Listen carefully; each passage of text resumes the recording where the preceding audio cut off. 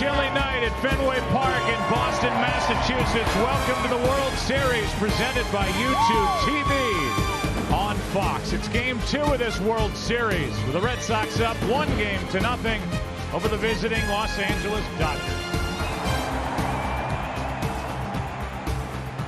And now welcome inside the broadcast booth, everybody. My name is Joe Buck. The Hall of Famer John Smoltz is coming right up. Well, the Boston Red Sox did in Game 1 what they've done really this entire postseason.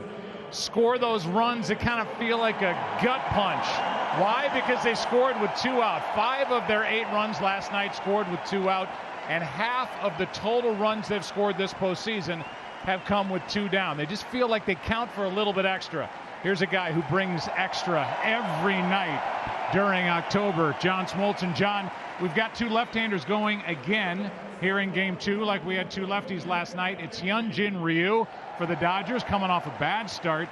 And it's David Price going for the Boston Red Sox coming off his best postseason start. Yeah, absolutely. And both these starters tonight are going to deal with some cold weather and some wind. See how they get their secondary pitches in touch. But for David Price, he's coming off his best start, Game 5, where he closed it out in Houston. His challenge is going to be against this powerful Dodgers lineup. They can hit homers, so he's going to want to keep it in the park. For Ryu, of course, he wants to change the fortune of what he was like in Milwaukee, not his best start. Look for him to go against the best lineup in baseball. He's going to have to get 3 outs in an inning. Seems easy, but these guys make it difficult. Yeah, they do. Maybe it's too simplistic to say this, but with better defense last night, maybe the fortunes change for the Dodgers. Who knows? For more on that defense, let's go down to the field and Ken Rosenthal. Thanks, Joe. It's not yet Halloween, but Game 1 was Fenway Fright Night for the Dodgers, most of whom have limited experience in this park and in cold weather. Among their many issues, the Dodgers missed pop-ups, overthrew cutoff men, failed to turn 2 double plays. For all their struggles, they were down only 1 run in the 7th inning, but they cannot play the same type of game tonight and expect to even this series. Things are not getting any easier. Fenway will be even colder. Now over to Tom Verducci. Well, thanks, Ken. 46 years ago today, Jackie Robinson passed away. Many have followed in the path that he blazed. This is just one of those stories. One of his teammates, Bobby Bragan, a Southerner, became the mentor to Maury Wills, a kid who was inspired by Jackie. Maury became the mentor to Dave Roberts, now the Dodgers manager. Jackie to Maury to Dave. Now, 9 days before Jackie passed at the '72 World Series, he said he wanted to see an African-American manage in the major leagues. This World Series, the 114th World Series, is the first with 2 minority managers. Joe? Great report, guys. Thank you very much. We get set. As Kenny said, it's colder tonight. Game 2 coming up.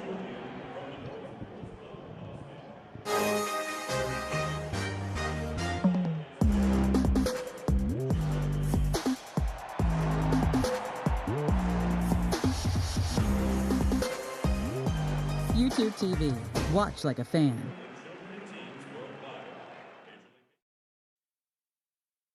This telecast is sponsored by YouTube TV. Watch like a fan. Try it free. Fenway Park on a crisp October night. The statues, the pole, the monster. What could be better than winning Game 1 of the World Series? Beating L.A. That's what's better. Benny with 4 hits in his World Series debut. Mooney off the bench with the big blast. The hugs, the high fives, the happiness. That's right. This is the new Boston, where October is for winning. But the boys in blue have other ideas. Manny, Puig, and the guy with the beard will be coming out swinging. So it's Boston versus L.A. Round 2. There's our guy, Dennis Leary, from Worcester. He's cashed some checks out in Hollywood. He can't totally go Red Sox way. It's a 47-degree night. So what's that, 6 degrees or so cooler than last night when we began Game 1? It's not as damp. So that's a positive. And on this chilly night, David Price gets loose coming off that strong start we just talked about moments ago. Members of that 2004 team that broke the curse throughout the ceremonial first pitch. And there's our guy Millar getting a hug from Dave Roberts, who had that stolen base in game number 4. David Ortiz was clutch as he always was in 2004 in game 4, in game 5. And then the ALCS shifted to New York and at Yankee Stadium, and the Red Sox never trailed at Yankee Stadium, blew through the Cardinals and broke the curse that all the fans up here were mad at us and me for talking about, but it was part of the story. But let's roll it forward to 2018. And now game 2 of this World Series. The top 3 for the Dodgers, same as last night. Dozier, Turner, Freese. In the middle, same as last night. Machado, Taylor, Kemp. The bottom 3 in the lineup, the same as last night. Hernandez, Puig, and Barnes. Starting lineup for the Dodgers, brought to you by Bright House Financial against the left-hander David Price, who was so tired, John, of hearing about his failings in the postseason. Had no wins over his first 11 postseason starts until he was brilliant in game 5 of the ALCS. Yeah, he sure was, and he came at that start after getting hot to pitch in game 4 in the bullpen, trying to get loose and get ready to possibly go in that game. Well, here he is, trying to stay on a roll and keep his team rolling in game 2. Brian Dozier first up, picked up from the Twins during the season after the first pitch. Couple of hops. Devers gets the out.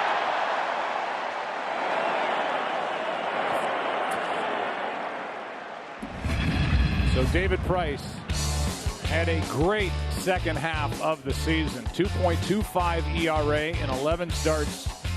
There's that stat he was sick of, and he doesn't have to hear about it anymore after ALCS Game 5. The 6 innings, the no runs, the 3 hits, the 9 strikeouts. And what was talked about after that game was his changeup that was so good it almost acted like a split-fingered pitch. Yeah, the conditions were a little bit better, of course, in the Dome in Houston. Here, conditions are a little different. You're going to see fastballs on both sides of the plate. And let me just tell you, if he's hitting with his fastballs, that makes his secondary pitches that much better. Justin Turner takes a strike. He'll throw a 4-seam and a 2-seamer, and he'll cut the ball in, and that changeup you're talking about, Joe, will fade away from right-handers. And the challenge for the Dodgers really is they know he's an aggressive pitcher. How aggressive do you want to be at the plate?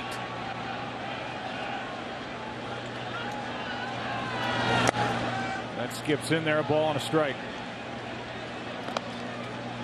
Well, aggressive is typically a word used to describe this Dodger attack. For coverage of this game in Spanish, please tune to Fox Deportes. Last night they were a little more patient, got the pitch count of Chris Sale up, got him out of the game in the 5th, but still lost it 8-4. Strike 2 on Turner. David Price came up with the Tampa Bay Rays in 08. Made one start that year, but was so good out of the bullpen, especially in the LCS against the Boston Red Sox.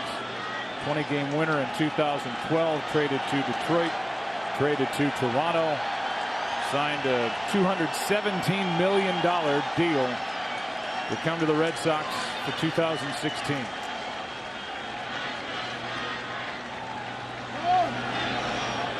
David Price went to that abbreviated windup. It's like out of the stretch with a little movement, simplified his mechanics, and then he exerts all his energy and he gets down through his plant leg and then lets it fly.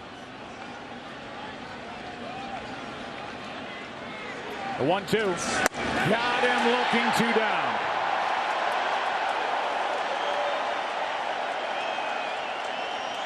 That's the pitch right there on the inside part of the plate. He was absolutely the best in baseball at producing the lowest average against on that particular pitch. On the inside part of the plate, a 126 average the players had. That's best in all of Major League. So with 2 out and the base is empty, here is David Freese, who had a good approach last night against Sale. Ended up 2 for 3 in game 1 and has a propensity and a willingness to hit the ball the other way. That impressed his manager, Dave Roberts. So no changes to this lineup. Back-to-back left-handed starters for the Red Sox. That's down to make it 2-0. And so again, part of the challenge for each team tonight is going to be, can you stay off of the secondary pitches that are balls? The pitcher wants you to expand the zone. And the game plan's having talked about it in meetings, and you tell yourself, stay off of that pitch, stay off of that pitch. Much harder when you get in the moment and you're in the World Series. Dozier grounded out on the first pitch. Turner struck out. Freeze takes ball 3 with Machado next.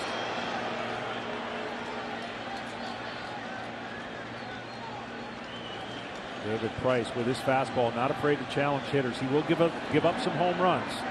25 on the year. And that's really the way the Dodgers are built. Over the outside part for strike 1.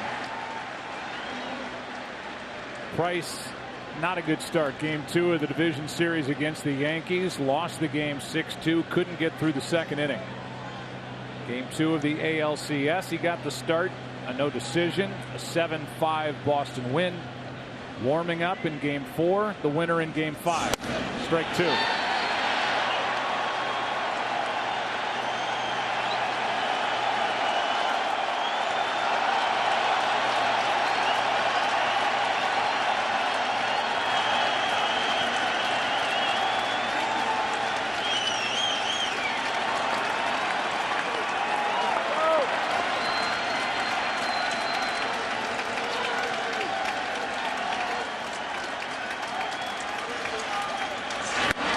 A 2-out walk.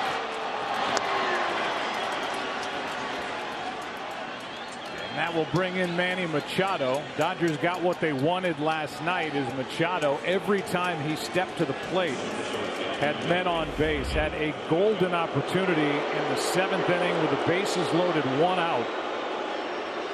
Broke his bat, flied one to center for a sac fly. The Red Sox would take that trade every game. Well, he's had a lot of experience against David Price. You see the 5 home runs in the average, of course, in the same league for the longest time.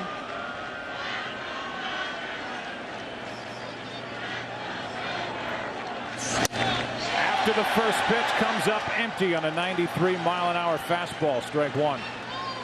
That sac fly last night made it a 1-run game in the top of the 7th. 5-4. Bottom of the 7th, pinch hit 3-run home run for Eduardo Nunez. And it was 8-4. That's how it finished.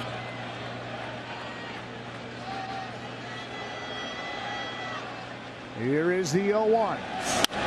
Popped up, right side, Pierce. Anything but routine. Half inning in the books in Game 2. Good start for Price. No score.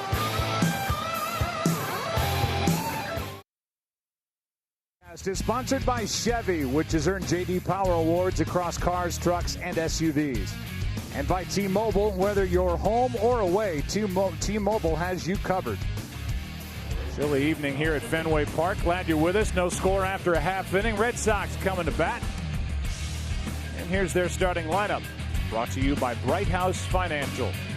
Mookie Betts leads off, then Andrew Benintendi, Steve Pearce, the number 3 hitter. Basically the same look as Game 1 with J.D. Martinez, Xander Bogaerts, and Rafael Devers. The back end, the only change. Bradley moves up a spot. It's after Ian Kinsler, and Christian Vasquez does the catching. Last night it was Sandy Leon, and here's big number 99. The 31-year-old left-hander, Hyun-Jin Ryu. Misses up and away, ball 1 to Mookie Betts. This big challenge will be strength against strength. Ryu is really good when he gets to 2 strikes, but guess who is also? The Boston Red Sox. So can he throw enough strikes? Can he get to 2 strikes to see who wins the battle of the night? Left side, Machado down to grab it. Bad throw, but out. as Freeze comes off the bag and tags Betts going by, 1 down. So Ryu takes care of Betts, who is now 1 for 5 in this World Series, and Benintendi will walk in. 7th overall pick in the 2015 draft, part of this good homegrown core of talent. And last night in his first World Series game, went 4 for 5 with 3 runs scored and 1 driven in.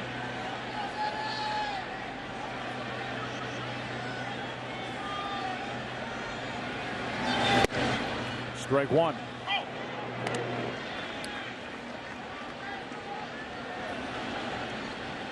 You see the majority of the infielders on the right side, with Justin Turner the only one left on the left and way off the third baseline.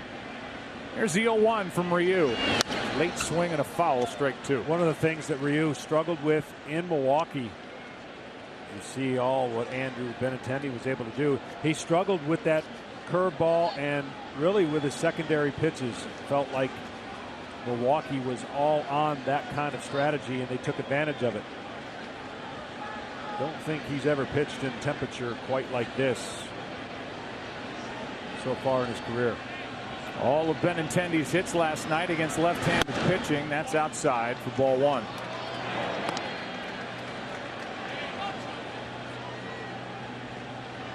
A ball and 2 strikes, and now Turner and Machado switch spots on the infield defense.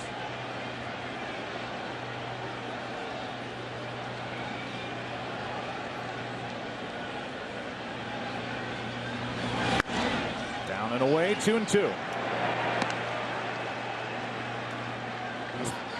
Formula for the Red Sox, Joe, has been pretty simple. You score first, they're 8-0. And when they score first, they put all kinds of pressure on the team with not only their offense but their legs. So the Dodgers know that. They want to get off to a better start than they did last night. Red Sox put up 2 in the first, a strikeout for out number 2. So Ryu, who was so good against Atlanta in the division series, that was in LA. And Hyunjin, the left-hander, had a 1.15 ERA at home at Dodger Stadium this season. In a perfect world, Dave Roberts would rather have Ryu pitch his World Series games at Dodger Stadium. But the way it's set up, because Buehler would have been pitching on short rest, Rich Hill was an option, but he wanted to get Ryu on the mound as a starter twice in the series if he could, because the Red Sox won 108 games. They have the home field advantage. That means he's got to pitch in the cold here at Fenway Park. Yeah, and on the flip side, David Price has been awesome at home. So the Red Sox have rewarded themselves with that record and home field advantage, trying to take advantage of all of that. Steve Pearce takes a breaking ball that misses the outside corner. 2-0. With J.D. Martinez, the game's best DH, on deck.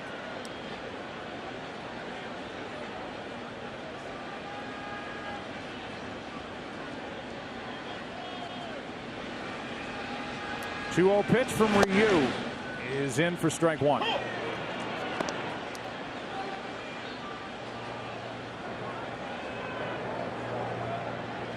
Ryu was signed in December of 2012 after his posting by Hanwha Eagles of Korean Baseball Organization. Went 98-52 while pitching in his homeland. Here's a little pop-up right side for Freeze. He's been really effective when he's been healthy. Coming back from a tear in his groin this year. Had a good second half. No score after 1 in game 2.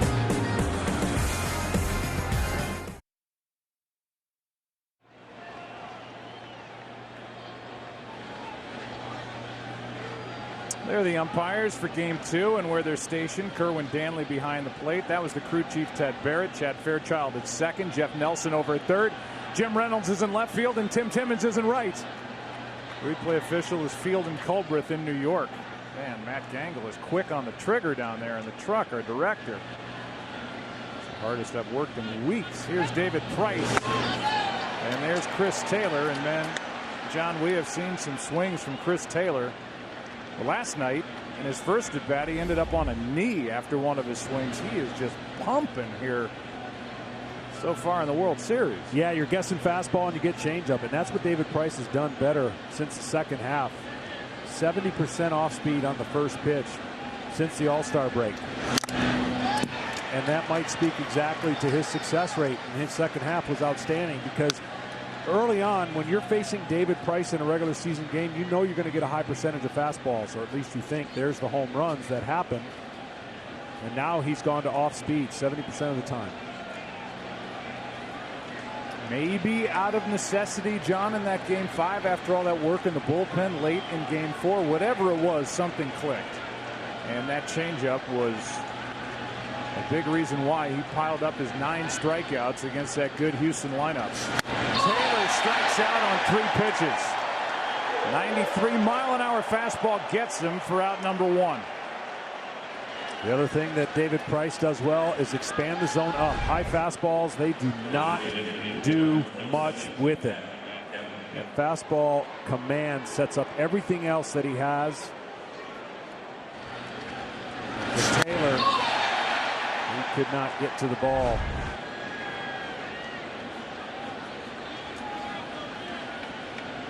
Leadoff man is gone, and Matt Kemp, who put on a display during batting practice with a ton of power. And now here's a late shift by the infield defense as Ian Kinsler looks into the dugout and says, "Where do you want me?" He was moving to his right, and that's why time was called by the catcher Vasquez. Alex Cora,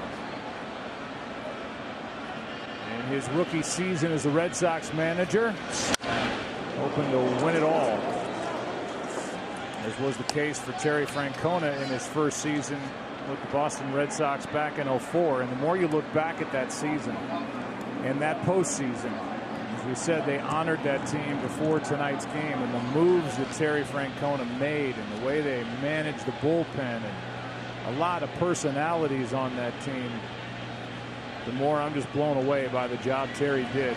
And a tough place to manage, and that was the case with John Farrell when he and the Red Sox won it in 2013, and would be the case for Alex Cora if they were to win it all here in 2018.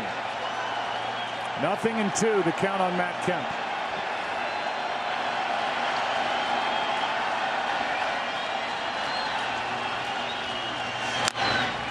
Right off the end of the bat.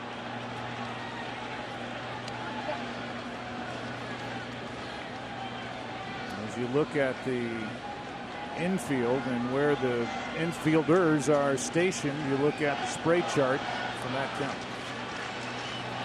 So they moved Kinsler to his right, more up the middle. I talked about Matt Kemp having that swing pretty much his whole career. He's looking for the ball middle of the plate to down. He loves to extend. You can jam him and you can throw a back foot cutter, but the changeup gives him fits for the way that he wants to attack the baseball. StatCast powered by Amazon Web Services. Another 0-2. Got him on the inside corner, and Kemp didn't agree. 2 out.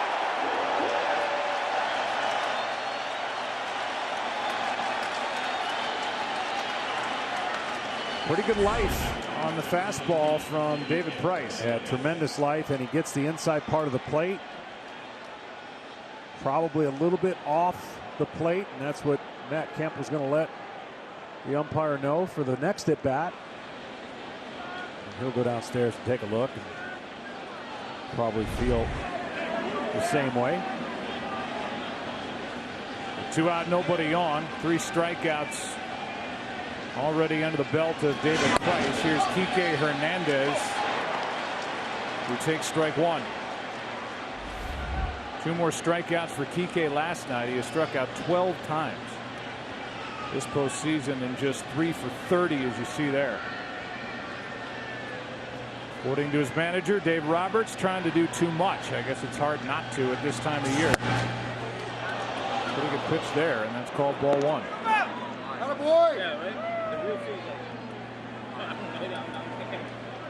David Price has thrown first pitch strike to every batter except David Freese, who he walked with 2 out in the first.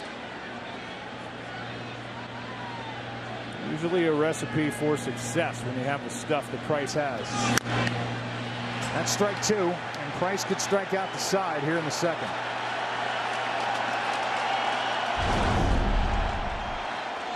All the first pitch strikes. That one resulted in an out off the bat of Dozier.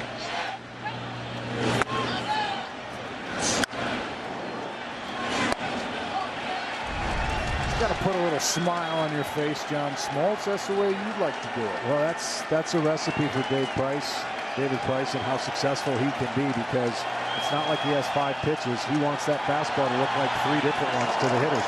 Up, down, in and out. Stay out of the middle. Vasquez is behind the plate tonight. He was behind the plate in Game 5 of the ALCS when David Price turned in his best postseason start. Sandy Leon, predominantly the catcher for David Price the second half of the season. And he put up that 2.25 ERA. Full count. Saw earlier the bench yelling, get him up, get him up. And that's to anybody who stands in the box, trying to get the hitters to make David Price bring the ball up. In other words, if it starts low, it's going to end up low, leave it go. But that's the decision you got to make split second. That is so difficult when the changeup moves as much as David Price's has in the last start and a half. It's a challenge. Seems to be a nice calm about David Price here tonight. Not rushing anything. 3-2 pitch. Into right center field. Should be easy, and it is. Bradley puts it away into the bottom of the second at Fenway. Red Sox coming up. Martinez, Bogart, Devers, no score. Last night in Game 1, J.D. Martinez hit an RBI double in his second at bat in the third. Off that door out in center field, and StatCast powered by Amazon Web Services. Amazing hitter. Can't really find a bad stat. Anywhere you look, it's top of the line. Pops it up here. Will it stay in play? Freeze. Along the railing is out of room, and just found out that there's netting over that rail.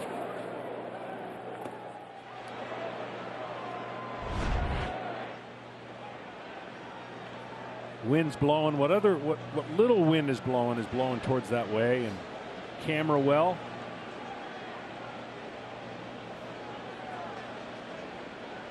Last night, a first inning foul ball fell untouched by Freeze. It led to a hit by Betts. Here's one into center, pretty well hit. Kike Hernandez stalks it. One down.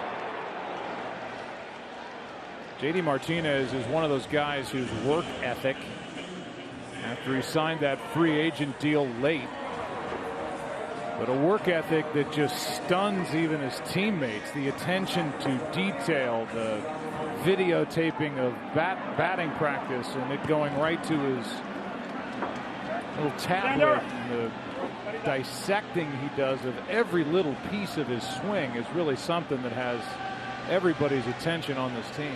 Yeah, it's kind of filtered all the way through the lineup, so now everybody gets the same treatment. Talking to Andrew Benintendi, he said, I don't even understand what some of the drills are. He's got things I've never seen before, but very disciplined, and obviously you could say it works better for him than anybody else that's played this game, because his game travels. Xander Bogaerts took a strike, and now a ball that rolls up there, up and away. A ball and a strike. When you think about it, both these teams are here in the World Series, and both had a ton of pressure on them. The Boston Red Sox, with their first-year manager, won 108 games, and they had probably the toughest travel to get here. Here's one hammered into left center field. It is off the monster. And Bogaerts will dig into second with a one-out double. That big wall can give, and it can take. It'll give you a cheap home run every once in a while. That ball was pasted. In any other ballpark, that's an easy home run. Yeah, no doubt. The soft, high fly balls are the ones that you can actually steal a home run, but the balls that are not hit high enough, and you see how deep this gets on the wall. Easy double.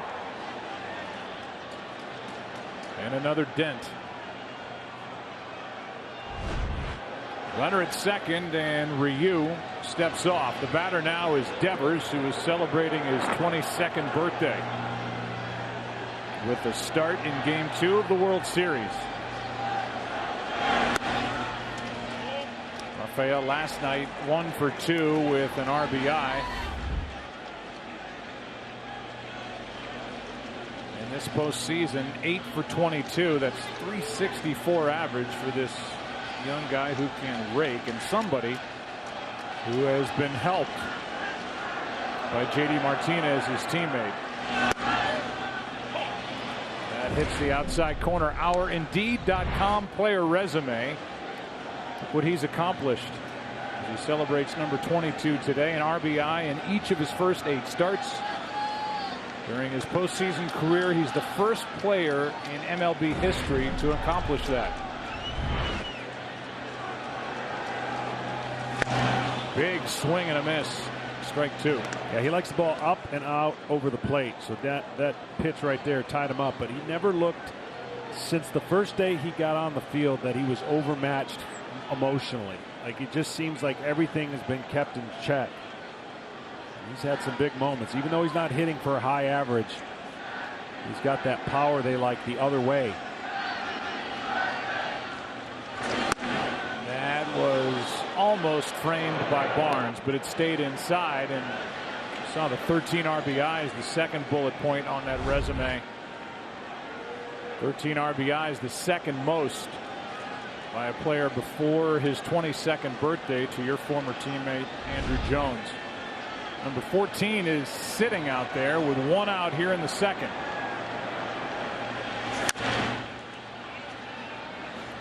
So to finish that earlier thought, when you think about 108 wins and what they had to go through, the Yankees, the defending champs, and now here in the World Series trying to impose their way. Well, the Dodgers had a ton of pressure on them because they were expected to win their division, had to go to the final day, and had a unbelievably hard-fought series against the Milwaukee Brewers. And I just think that Dave Roberts, both managers, have a unique way of leading their team with their personalities. That's down, a full count. Dave's so upbeat, people-oriented, always talking to his players. They don't get carried away. They didn't get lost in the moment in Milwaukee when they were down. He said they won't get lost in the moment now and against a great Red Sox team. But they feel like, I'm sure each team feels like they match up well against each other.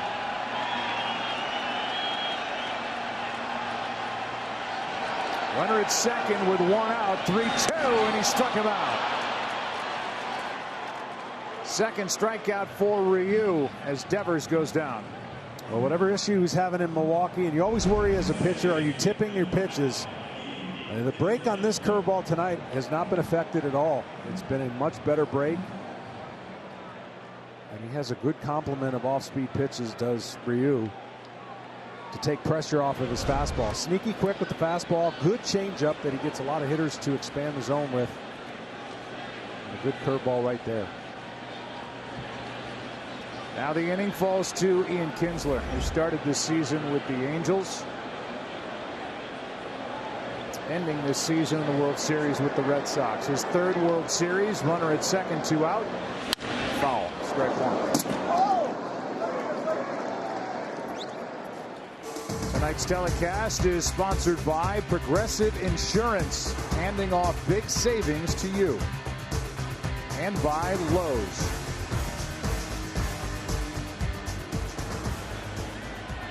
Ryu so far this postseason, 1-1.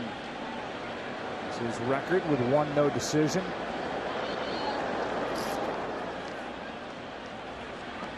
And again, talking to Dave Roberts, he felt it was going to be really important tonight that Ryu change the eyesights of this hitters on the Boston Red Sox. In, out, up, down, and not get too predictable.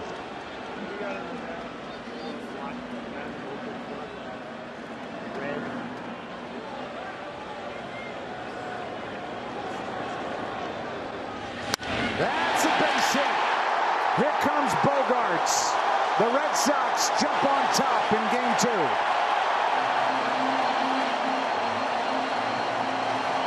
Another 2-out RBI for Boston. It belongs to Kinsler.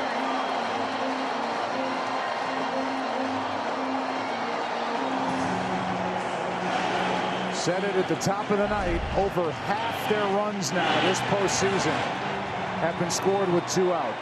It's not that easy, folks. I'm telling you, this is a rare feat that this club has been able to do with 2 outs.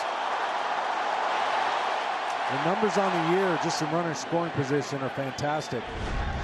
Think about this. The first 8 hitters in this lineup with runners in scoring position are all hitting .333 or above. You just don't see that, so that's why they've been rolling and took care of the teams they have so far. So Kinsler is on at first. The first RBI of the night. He checks on. Kinsler did some running during the regular season. Stole 16. He's 1 for 1 in the postseason. Could be a spot to run if Kinsler can figure out Ryu. That's a base hit by Bradley. Taylor over to cut it off. The throw toward third is, whether it's in time or not, out is the call as Machado keeps the glove on the body of Kinsler, and he came off the bag. What a throw by Taylor. Wow. Looked like he got him twice. Going to the bag and after the bag. Kinsler with the RBI. Sox lead by 1 after 2. So many things that could have happened. It was through the legs of Kinsler, and with the Red Sox so good with 2 outs, you never know what kind of inning it would have been had this throw been not made. What a great play. And if you could see what Machado was looking at, that ball clips the pant leg of Kinsler, and Machado stays with it, makes the tag. Yeah, that was no easy catch by Machado either. Good play on both ends. And as we go into the 3rd inning, Boston leads 1-0. And here's Yasiel Puig, the number 8 hitter. All bundled up on 46, 47 degree night. Takes the ball inside. When Puig gets on the bases, his energy makes things happen for the Dodgers. Of course, he's got tremendous power. He uses legs as well. That's a little floater caught by Kinsler. 1 away. And Puig carried his bat on his way to first. Just got inside enough. Well, he hits a little fade that doesn't get over the head of Kinsler.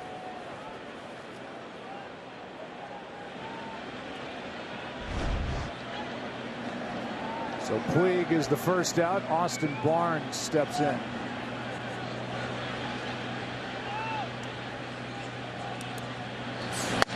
Strike 1. The Red Sox have not tipped anybody off as to who starts game 3 on Friday in LA, or game 4 for that matter. Reason being, the 2 potential starters are down in the bullpen again tonight for Alex Cora. That's Rick Porcello, former Cy Young Award winner. He's available. And the same for Nathan Eovaldi, who worked last night for an inning. Yeah, it's definitely unique, and both of them agreeable to do it. Said it doesn't bother them at all for their next start.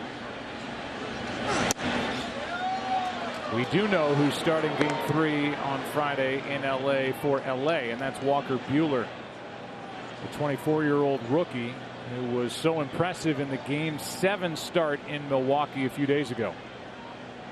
Yeah, his electric stuff will be going up against a lineup that can score some runs. 2-2 on Barnes. And in conditions much more likable to both teams. Going to be warm in LA. High on Friday expected to be 87 degrees. A 40-degree swing from this moment here in game 2. That is inside a full count.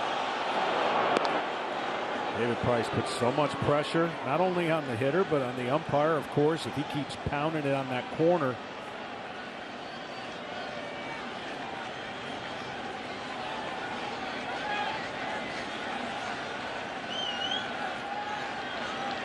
Barnes 2 hits this postseason, trying to get on in front of Dozier.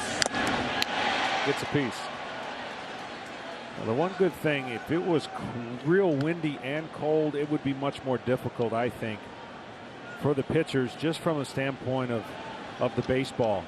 And if you don't spend much time out there, then you get into a warm place in the dugout, and it's no big deal.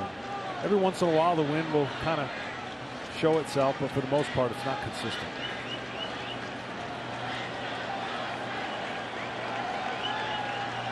Three balls, 2 strikes on Austin Barnes.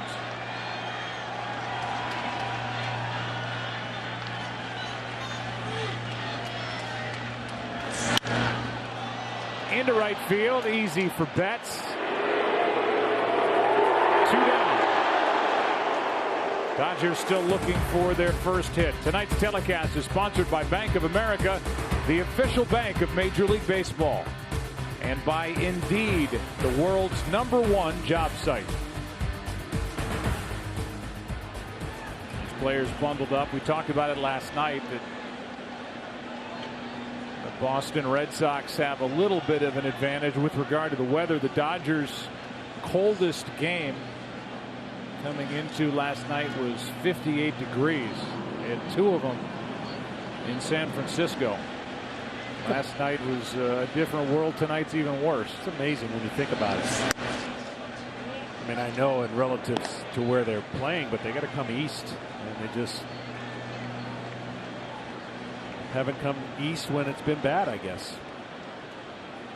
Talked to Alex Cora about it before the game, and he said, I don't know why, but in April, when it's cold, everybody complains. In October, when it's cold, nobody cares. 1 ball, 1 strike.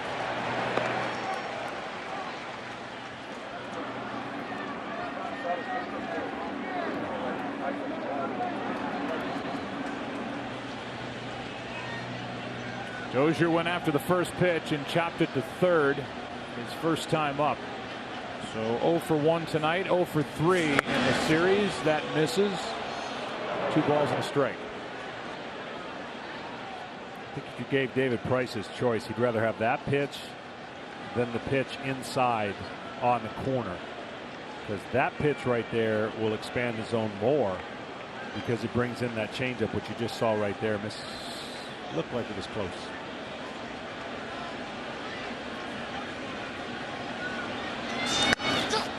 For the Dodgers, they are best suited to face a right-handed starter. They have a lot of power, a lot of stats, a lot of home runs sitting on their bench to start the game. Like him, Max Muncy, who hit 35 home runs during the regular season. Bellinger and Jock Peterson.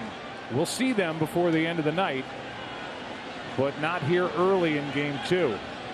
Same story as last night. Dozier pops it foul. It will get out of play. Yeah, it's amazing when you think about these two teams have kind of cornered the market on left-handed starting pitching. And on the year, 30% in the American League was started by left-handers and 31 in the National League. And so to your point, that keeps those guys on the bench at this point the way that Dave Roberts has chose to match up. And Grandal is not in there as much for defense as he is because of the left-handed starter, but he is a more powerful hitter. He's a switch hitter from the left side. It's a lot of home runs sitting there next to Dave Roberts.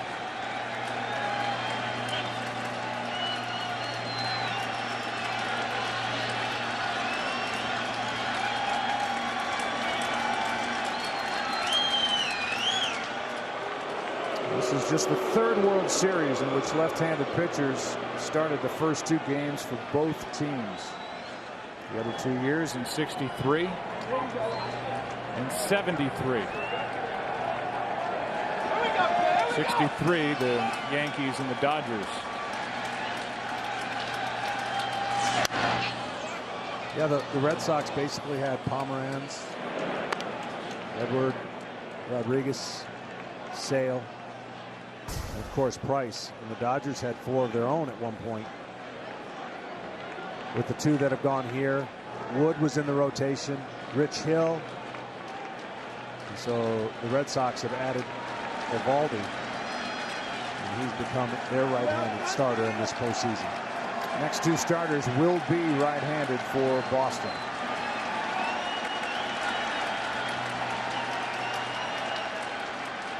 Another 3-2. High and tight. And ball 4. That's the second walk by Price. You saw Christian Vasquez pop up. He thought that was strike 3. Instead, it's ball 4. Like I said, David Price ain't missing by much. That's how good he is right now with the command of his fastball. Would have liked to have gotten that call. Still shaking his head about it as Justin Turner steps in.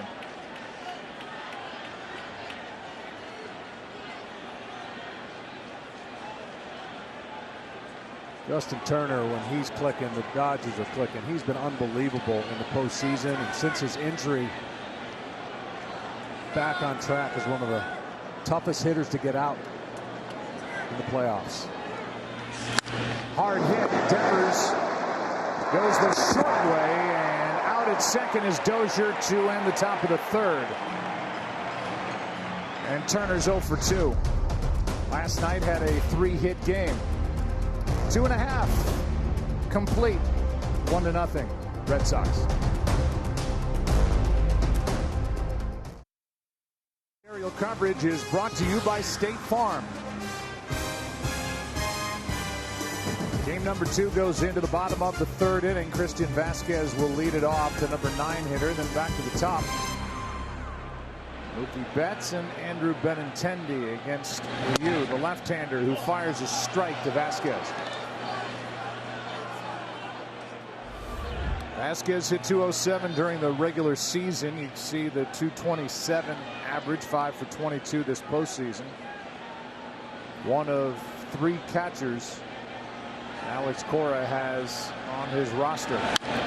Strike 2. Well, the one thing the lefties do for the Dodgers as well is cut down on that power that the Red Sox possess. Against left-handers, their power number goes way down. Only 37 home runs. And the Dodgers staff, second best in baseball, going against the best offense. So there's a bunch of strengths each club have. And you always want to impose your will. You want to make sure your strength sticks out if you can. 0-2. Struck him out, and that's strikeout number 3 for Hyunjin Ryu. 1 down. Major League Baseball proudly celebrates the life and legacy of Roberto Clemente. Earlier tonight, Yadier Molina was announced as the 2013 Roberto Clemente Award winner for his positive contributions to the community off the field. His wife Wanda accepted the award on his behalf, as Yadier is currently coaching the Puerto Rican national team in a tournament in Colombia. Visit MLBcommunity.org to learn more. Here's a strike into Mookie Betts. Yadier and his wife Wanda together formed Foundation 4, a nonprofit organization that helped victims of Hurricane Maria that struck Puerto Rico last year. The next to Betts is a little high and tight. 1 ball, 1 strike. There's so much more to that story, however. And if we get a chance, we will tell you a little more about it and the work that Yadier and his wife did in their homeland. Here's a 1-1. That's on the inside corner. Betts doesn't agree, and now he's in the hole 1 and 2.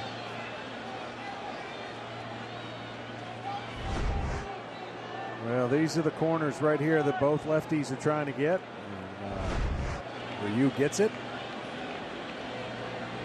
Puts him ahead with 2 strikes. Trying to put a great leadoff hitter off the base. That's into left center field, a base hit. 2 outs, don't bother the Red Sox. 2 strikes, don't bother the Red Sox hitters. 1 on, 1 out. Strength against strength, and Mookie Betts gets the best of Ryu with 2 strikes. I'm going to be very intrigued at some point. I don't know how long this series will go, but Mookie Betts is giving strike 1 to the Dodgers hitters. And at some point, I think he's going to make them pay. He doesn't swing very often on the first pitch. His average is not very good. He likes to work the count. But watch as that progresses a moment to surprise the Dodgers staff.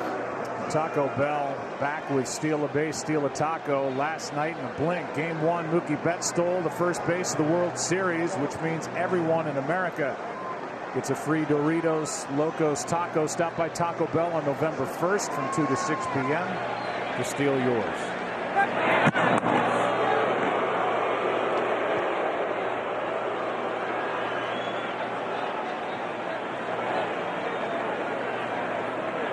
I think they're talking about the tacos right now, trying to get another order placed. Really? Tom Goodwin, the first base coach, talking to Betts. Late time granted by the home plate umpire as Ryu was set for quite a while. Just to finish with Clemente. Yanuel, Yadier Molina's son, and his daughter Ariana in that ceremony. Vera Clemente, sons Luis and Roberto Jr. Harold Reynolds was out there, who won the award back in 1991, and Tim Wakefield got a huge ovation from the crowd here at Fenway. He won the award in 2010. When we talked to Alex Cora about it, Alex is so proud of Yadier and the work he did. Alex from Puerto Rico, he said this was not something where Yadier just sent a check. Here's one into center field off the end of the bat. Kike Hernandez has it. That's 2 out. He said Yadier and his wife, they put on the boots, they went up into the mountains, delivered supplies and water for those hurricane victims. Very much in the spirit of Roberto Clemente himself, who passed away on December 31st, 1972. At the age of 38, passed away delivering supplies to earthquake victims in Nicaragua. So that is a special award, and for a guy like Yadier Molina, who is a giant off the field, he's become a big figure off the field. As that pitch misses inside to Steve Pearce, ball 1. You won that award, and I think that award is so special for these players to take advantage of their opportunity to make a difference. Good for you, good for Yadier Molina. Yeah, it's the greatest non-baseball award you can get by far. All those winners are deserved. We are through 3, 1-0 Boston in Game 2, and now let's look at how T-Mobile and Team Rubicon work together to help those affected by natural disasters.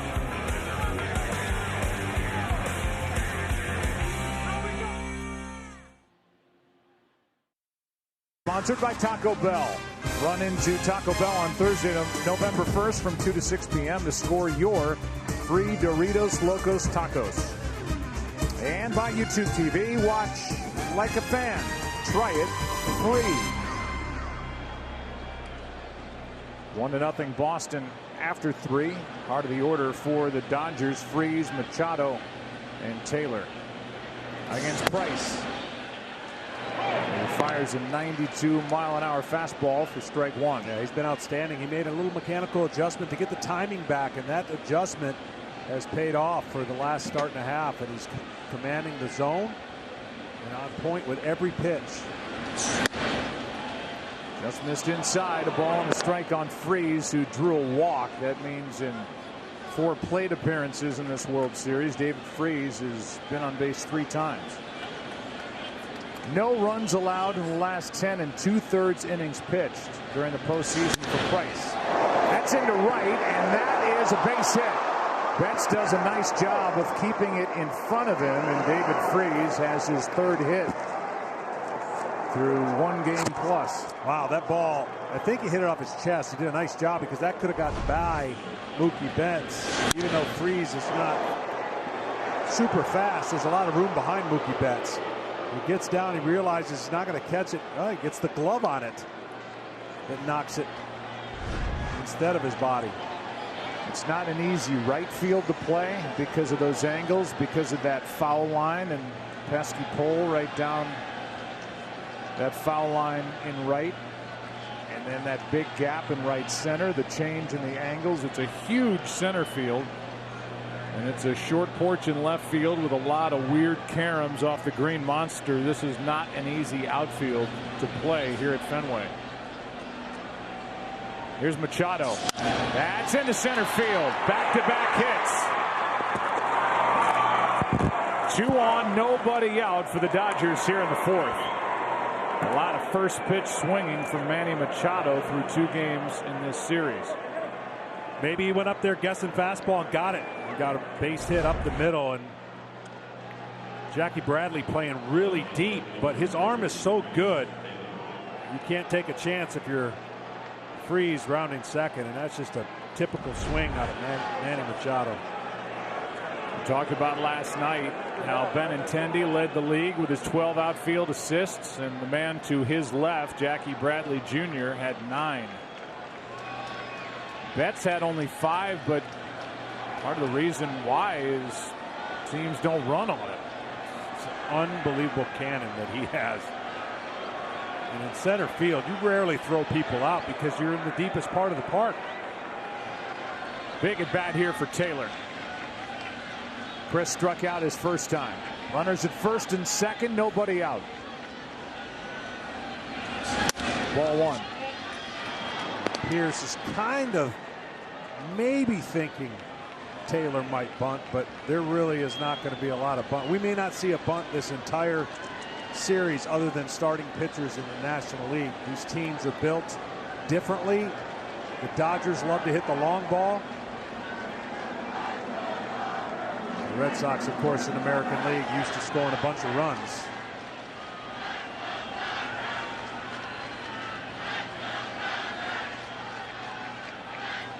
Here is a 1-0 pitch from Price. Not a lot of contact from Chris Taylor so far. 1 ball, 1 strike. Chris Taylor's looking in one area, and that's to pull the baseball. He had a nice NLCS. But as he's transformed his swing and changed his career, he basically has the same swing on every pitch and every count. He's looking to do damage. It's 17 home runs during the regular season. 17 of the Dodgers' 235. That is down and in. Squirts away from Vasquez in the count 2-1.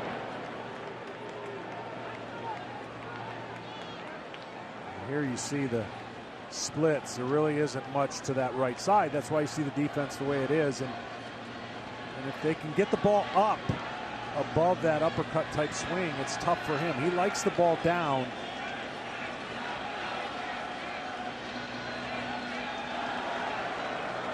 Well, he has the count in his favor. Runners at first and second, nobody out, with the Dodgers down by 1 in the 4th.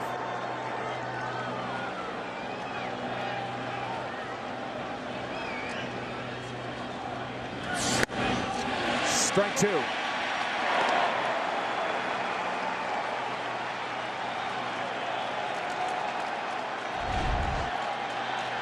Great job changing up velocity and location. Not letting these hitters lock in. If the hitters haven't gone up early trying to swing and make contact early, David Price makes it real difficult for you to guess along with him.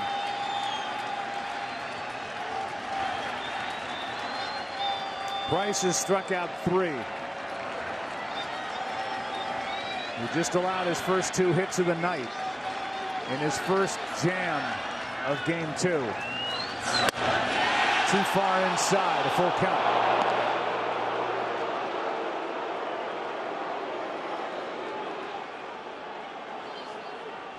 Will he go with a 3-2 changeup right here after burying a fastball inside?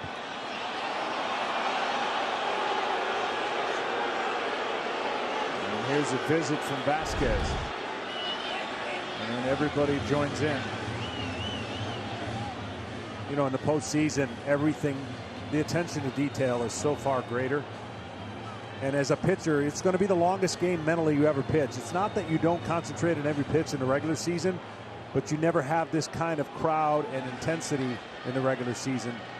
And therefore, it'll be a little longer. A hit by Freese into right, a hit by Machado into center, and a full count on Chris Taylor.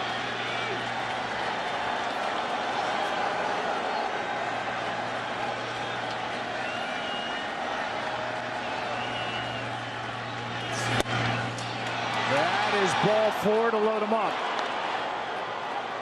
Walk number 3, and the bases are loaded with nobody out for the Dodgers DH Matt Kemp.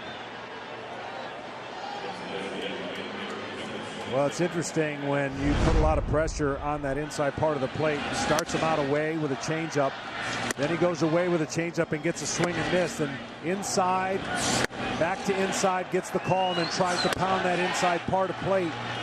The room for error is so small in there, but if you paint it, the hitter has no chance, and that was the risk David Price was willing to take. Well, the 34-year-old Matt Kemp, who in his first World Series at bat last night hit a home run into left here at Fenway. His second tour of duty with the Dodgers. An all-star this season, batting with nobody out and the bases loaded. In the air to center. Bradley is back. Tagging is Freese. Freese will score. The throw in toward third. It's a 1-1 game.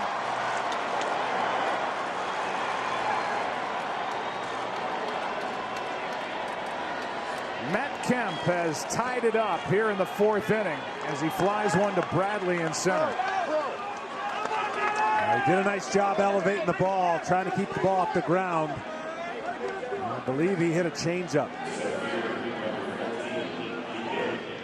And again, Machado, he looked like he was going to tag. There's the changeup and a good swing and a good effort to get the ball in the air, knowing you're going to at least get one run. And then Machado could not risk going to third with one out with Bradley's arm. And Bradley properly threw in toward third to hold the runners at first and second. They're there with one out now, and here's Kike Hernandez. 3 for 31 this postseason. Dave Roberts sticks with him.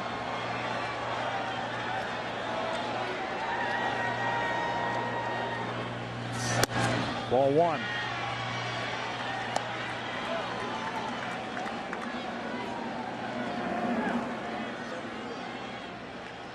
Hernandez, a member of the group for the Dodgers, can play all over the place.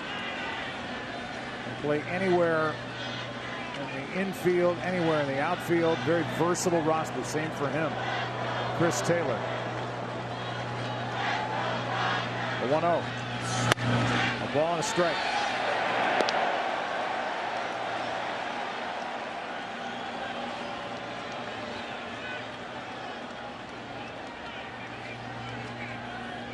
Second player in World Series history to play 3 different positions. Started in center, was in left, second base. Tony Phillips for La Russa's Oakland A's in '89, the other to do it. And La Russa's here, part of the Red Sox front office. 1-1. Inside, 2-1.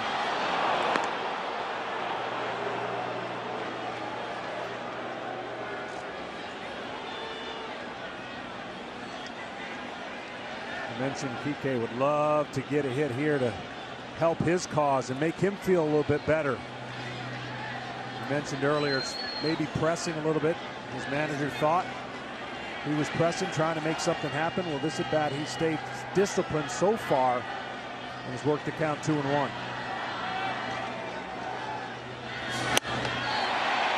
'94 from Price. Strike 2 on Hernandez.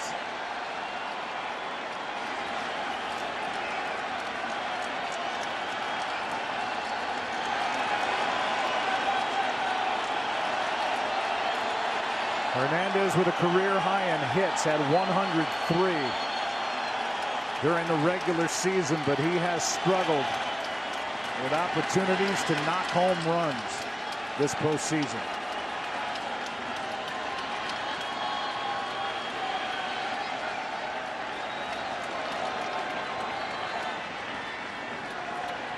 Well, the Dodgers have already done a better job in this short start to a series than they did the whole last series with runners on and making contact.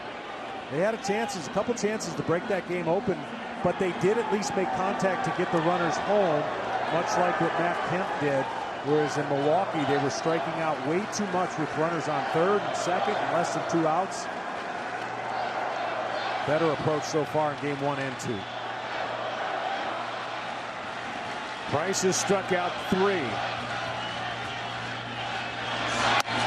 And now a full count on Hernandez.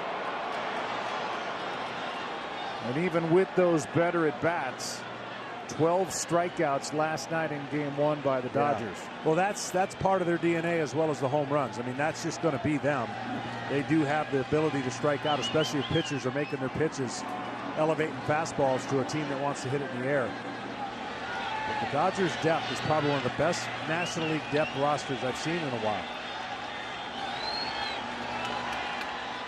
3-2 the count. Right off the end of the bat. I mean, you already mentioned how many homers are on the bench. How many teams could ever say they could have that many homers sitting on the bench and still produce a lineup like the one they've got tonight with right-handers? So testimony is going to be to the toughness of those young players coming off the bench when called upon to face the right-handed relievers, especially in a night where it's just not exactly easy to get loose. And they will be called upon. But right now, it's Hernandez, the number 7 hitter. It's David Price on the mound. Tie game. 2 on, 1 out, and a 3-2 count.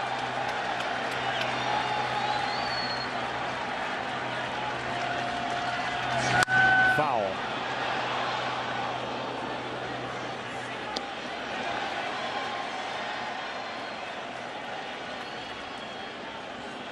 The next pitch will be the 8th of this at bat.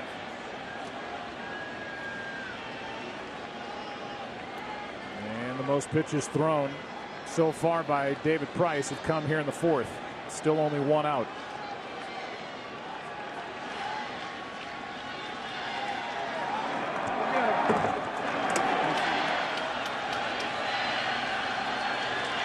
They start to move around in the Red Sox bullpen.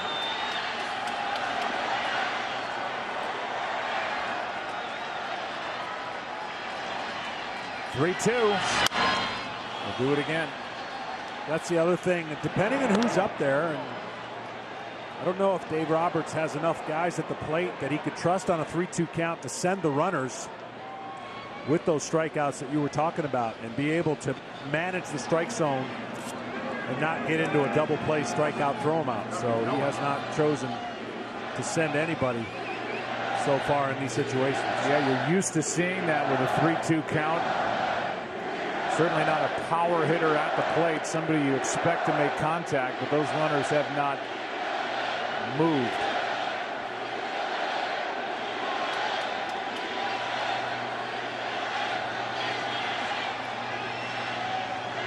Another 3-2, and he struck him out. 2 out.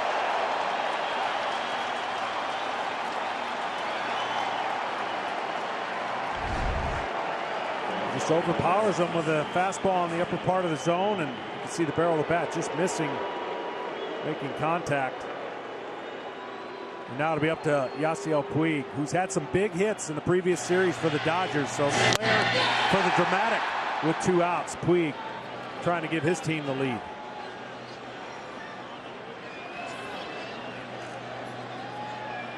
So throw another strikeout on the pile. And with 2 on, 2 out, here's number 66. Hit a soft liner to Kinsler at second, his first time up. Now the Dodgers look for a 2-out RBI hit. That is into center. They get it from Puig.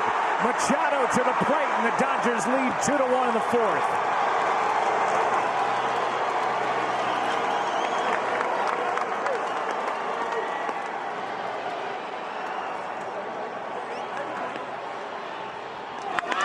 Yasiel Puig delivers with 2 down here in the fourth inning. And a visit coming for David Price after this into center. Well, he got inside, but he got a little bit more of it, and Puig knows that as soon as he hits it, it's up the middle. And that's going to easily score Machado with 2 outs, and you see what Puig can do in the excitement of the Dodgers. They said, oh, we may not have a lot of 2-out hits, but that was a big one. Yeah. Similar to game 1. Yeah, go, go, go, go, go. Dodgers scratching back. And the Milton, Massachusetts native Rich Hill cheering on Manny Machado as he made his trip to the plate. Now it's first and third, 2 out, 2 runs home, a 1-run lead, and the number 9 hitter Austin Barnes digging in. 2 RBIs this postseason, a big one in Game 5 of the NLCS. That not only tied that game against Milwaukee, but kept Clayton Kershaw in the game. Kershaw would go 7. Strike 1.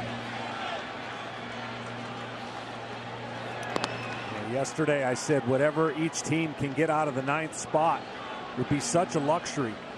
Leone got a hit the other way to help get things going, and now Barnes looking to chip in as well.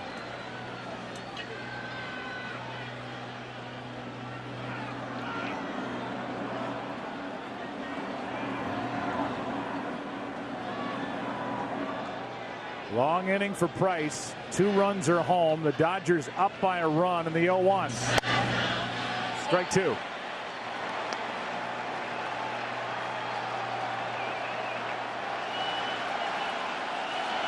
Joe Kelly, who worked last night, hit 100 on the radar gun. And his 1 shutout inning is getting loose.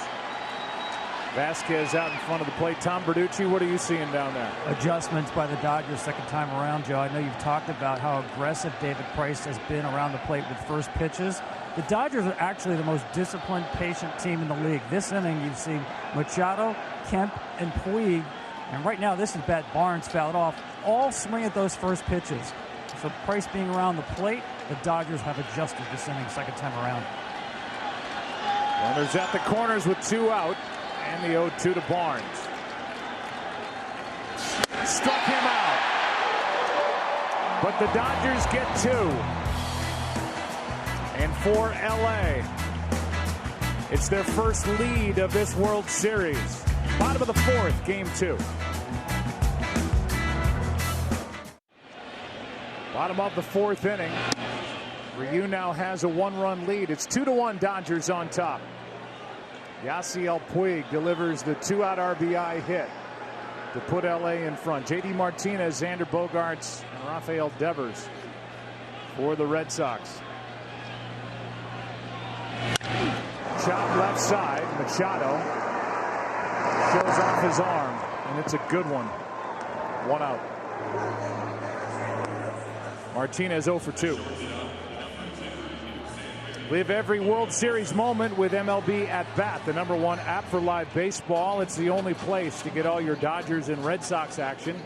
In-game video highlights, pitch tracking, StatCast, live radio feeds, and much more. Download MLB At Bat today. The Red Sox yesterday, every inning but 1, responded to the Dodgers scoring runs. That's why Ryu in this inning so important to put up a 0. Whenever your team gets you runs, that very bottom half is so important. He misses to Bogaerts, ball 1.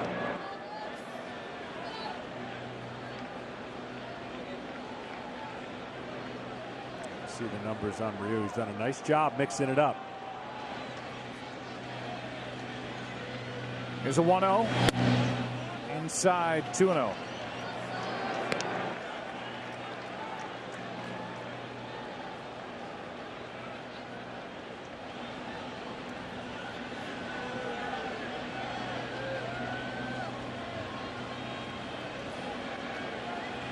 Bogarts doubled with 1 out in the second and scored on the 2-out RBI hit by Kinsler. Takes a strike.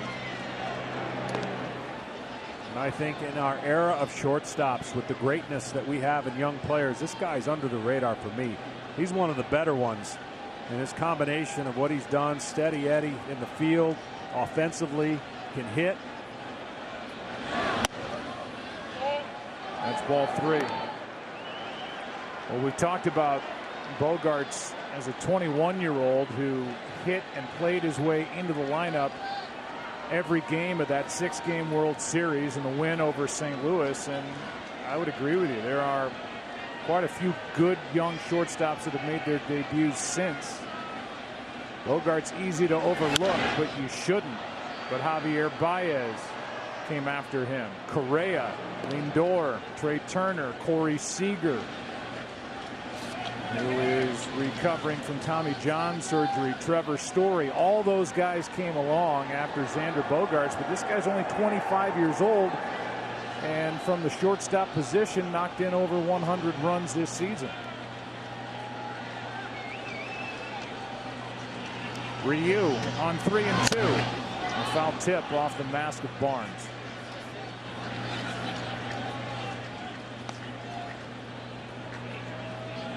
Bogarts loves the ball down. Great low ball hitter, especially off of left-handed pitchers. See, with a mini leg kick, gets the foot down and just misses the pitch, but didn't miss Barnes. Another 3-2. He got him looking. And Bogarts puts up a mild protest as he becomes the 4th strikeout victim for Ryu. 2 out. Let's see, try to guess where Bogarts thought this missed. The answer is low, but it was right there at the knees. Bottom part of the strike zone, and maybe fooled on the pitch a little bit.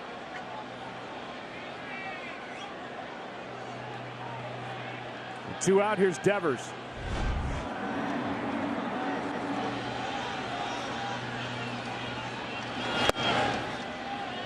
It's like taking a picture on your cell phone, taking a selfie.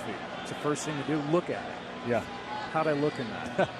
That's what the hitters are going to go do. Hitters just go right down those steps, right to the video screen, and look at that last pitch to see if their eyes were right, or in this case, Kerwin Danley's eyes were right. I think that replay proved that Danley's eyes were right. Well, back in the day, we'd ask, if you were pitching on the mound, you'd ask your teammates, in this case, Glavine or Maddox, see what they would say because it's charted on TV. And I just learned not to ask Maddox anymore. Here's a 1-1. That's strike 2 on Devers. They say that everything works off the fastball. I don't care who you are, and I think that's the case for Ryu tonight. That fastball's been in there, and 92, 93, pretty good. Yeah, sneaky quick. You see the difference in delivery. He's got more of an athletic delivery and a classic windup. It looks like he's playing catch with the catcher. A strikeout on a ball that bounced in there, and a good play by Austin Barnes, and Ryu does put up the 0 after the Dodgers get the lead. 5th inning now, game 2 back after this from your local Fox station. By YouTube TV on Fox. Up above on this chilly evening over Fenway Park, our aerial coverage is brought to you by State Farm. Glad to have them with us. Glad to have you with us. Top of the order, 5th inning for David Price. 2-1 Dodgers lead. Dozier first up. Then Turner, then Freeze. Ball 1 outside as Dozier shortened up. Just getting a look at that pitch. And that pulled Devers in a couple of steps over at third. Devers, by the way, led the big leagues with 24 errors during the regular season. There's the strike. Dodgers last inning really made David Price work, but he limited the damage to 2 runs and still had a fairly good pitch count. It's going to be pitch number 70 here in the 5th.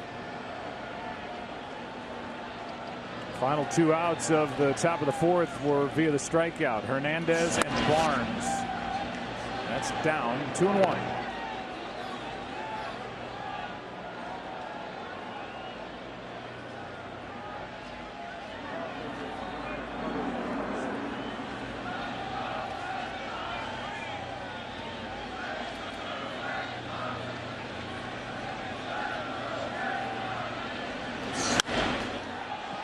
Dozier was trying to launch one over the monster, and he fouls it away left side, 2-2. With all that goes on in managing a game, first-year manager Alex Cora has seemed like he's been doing it a long time. He admitted early in the year of some mistakes, but he's on the other side of a championship with Houston. A.J. Hinch. You don't see him flustered very often. And all the decision-making both him and Dave Roberts have to make. And what I think is going to be one of the most compelling World Series between 2 really, really good baseball teams. 2-2 pitch. I like it when Alex was talking to us before last night's game, and in particular about his closer, Craig Kimbrell, and the situation he brought him into at Yankee Stadium. He said, I put him in a bad spot. 1st and 3rd, 1 out. Game on the line. He said that was on me, and I told him that was on me. I was just trying to figure out how to make moves like that, trying to learn as a first-year manager. Yeah, because they had tried to prepare Kimbrell, who got a late start in spring training, for 6 outs at some point. That is hit hard in the air to left, back at the wall. A leaping grab by Benintendi. And another loud out this postseason that this Red Sox outfield is able to haul in. What a catch. Yeah, not the easiest position to play when you got that big green wall right there. And we asked him about it today. Have you gotten used to it? Are you used to all the bounces and everything that wall provides or presents? And he said, no, not exactly. He said, because there's a ladder, there's the numbers, it takes crazy bounces. David Price appreciates it. You and I saw a couple of great catches in the NLCS.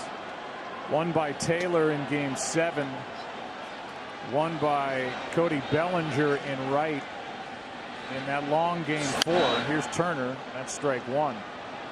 But the catch that Benintendi made with the bases loaded, game on the line in Houston to end Game 4, 8-6 final, is as good a catch in a tight spot as you'll ever see.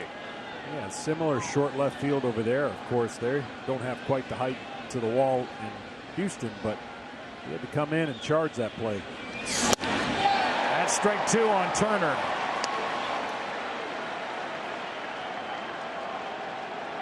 Who knows what that catch just saved for the Red Sox with Turner, Freese, and Machado, the next 3 hitters.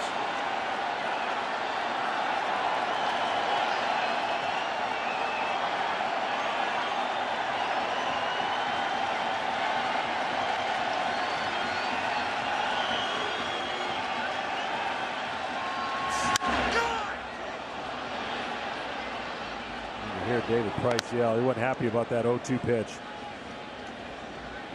Got to try to be a perfectionist on the mound. He wanted that pitch in a different area because he knows that Turner is such a good hitter with 2 strikes. Look where he wanted it and look where it ended up. He got away with it. He knew it. He'll hope to make the correction here.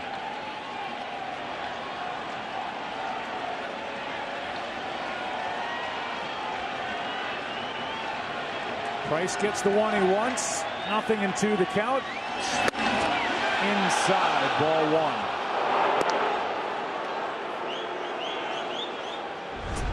1. In 2009, Justin Turner was with the Orioles, and his first big league game, that just missed, was here at Fenway Park.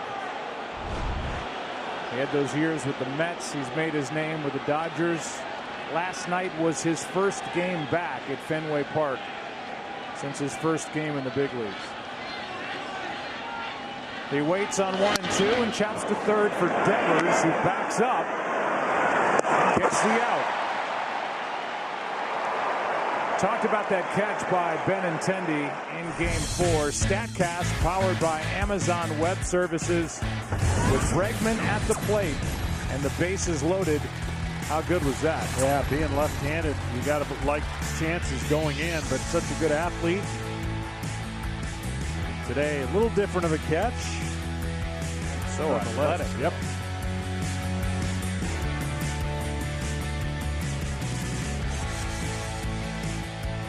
And there you go. We can just send that to the Boston Globe right now. I believe you're right, especially if they come back and win. Well, that's what makes the Red Sox, I mean, the best outfield in baseball if you think about it defensively. Dodgers want that catch to be a footnote as they try to even this World Series at a game apiece. Here's Freese. That's strike one.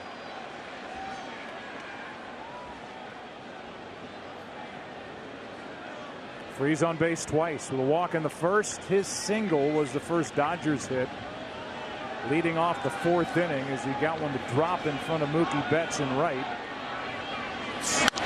Here's one in the air to center. Back is Bradley. And a 1-2-3 fifth for David Price. The lead still one. Nice catch start of the inning by Benintendi. Now for a word from Bank of America and its new virtual assistant Erica, an easier way to stay on top of your financial game.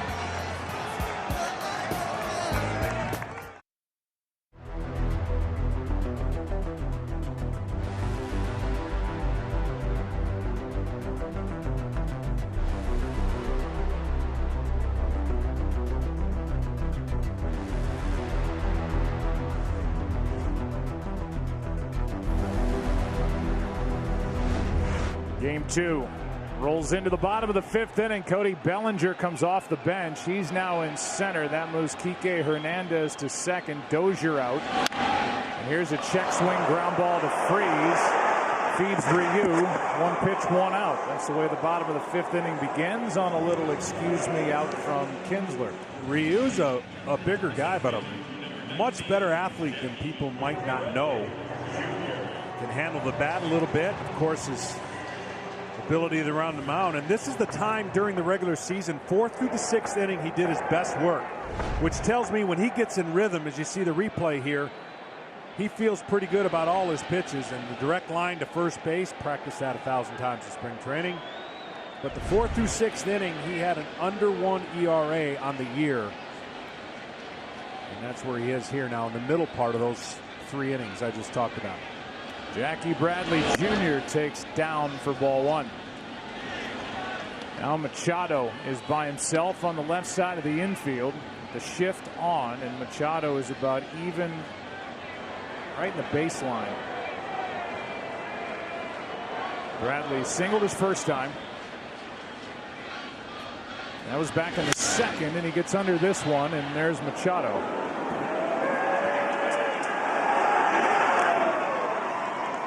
Two out, nobody on, and the number 9 hitter Vasquez coming up. Tonight's telecast is sponsored by Budweiser. Join the team that enjoys responsibly. Budweiser reminds you to drink wiser. I wonder how much those panels are worth. Well, I mean, just about every visiting player comes to Fenway Park and goes inside the Green Monster and signs his name. I would say a lot. Both pitchers tonight have been on their game. Even David Price, give up those 2 runs. His stuff has been outstanding. Vasquez takes a strike.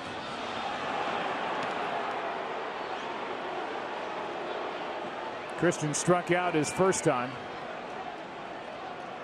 5 for 23.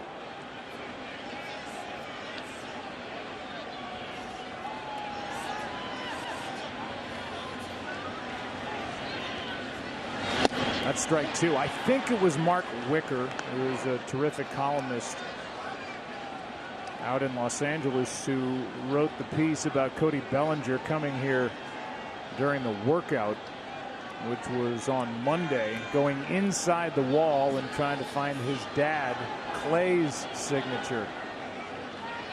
He was a utility player and a guy who logged some innings and some key at-bats for the Yankees, among other teams. And there's a look inside.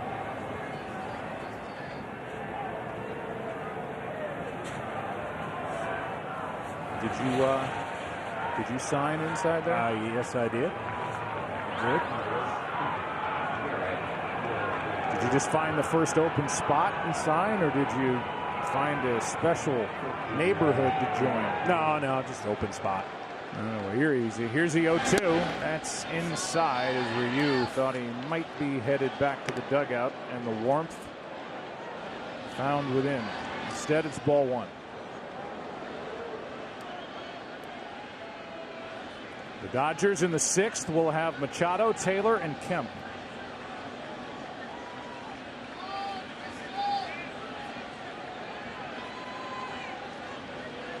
One-two. Into right field. Puig will play it on a bounce. And Vasquez is on with 2 out. And it will bring in Mookie Betts, who hit 32 home runs this season, tied for 9th most in the AL. And led the league in hitting at 346. What do you think? Will we see Mookie Betts play second base when this World Series goes to Dodger Stadium? I actually do think we will. I was here when he had to fill in at second base, and it's the happiest I've ever seen a player in my life. That's how he came up. Now he's just a great outfielder. He's got terrific hands as he takes a strike, and he still takes ground balls every day. And he says he doesn't want his hands to get lazy, and that actually helps him in the outfield. That's no stretch to see him go back to the infield. They are sacrificing nothing with his ability to play defense, whether it's at second base or the outfield. But what you have to think is you've got to have JD in the outfield because they have to have his bat in the lineup. Up the middle, another 2-out hit.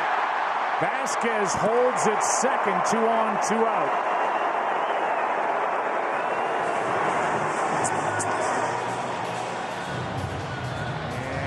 And another hit is added for Boston.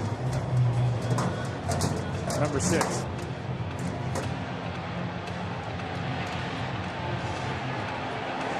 Now Benintendi, who just made that catch out in left. So a visit on the mound.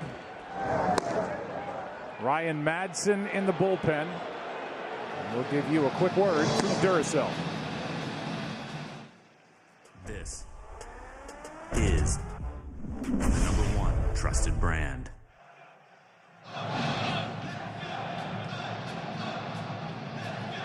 Well, the 1 RBI tonight for Boston came off the bat of Ian Kinsler with 2 out. 5 of the 8 RBIs last night came with 2 out in game 1. And our Budweiser game summary is a comparison of the 2 starters. As you see what they've been able to do is Ryu tries to match David Price by getting through 5. Well, you tell yourself not to think about it, but you're reminded of what the Red Sox do with 2 outs, right? You just got to singly make a pitch at a time and not be carried away with the moment that you've seen from yesterday and the series before. Make your pitch, get back in the dugout. And if you're the Red Sox, you're like, good luck. Well, the outfield has to play deep with the power of Benintendi, who hit 16 home runs, none so far this postseason. Lead runner is Vasquez, does not run well. That is blocked for the most part by Barnes, and Vasquez, had he taken off, would have run right into an out. As he talks to Manny Machado and makes him laugh. Ball 1 to Benintendi. Curveball catches the chest protector and not far enough away. Benintendi could tie it with a hit, extra base hit. Would likely put Boston back on top.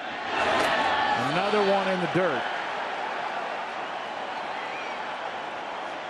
And with the right-handed hitting Steve Pearce on deck, although Mitch Moreland is on the bench for Alex Cora.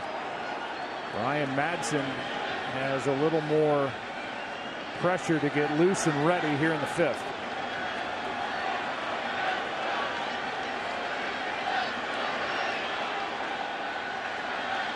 Two to 1 Dodgers.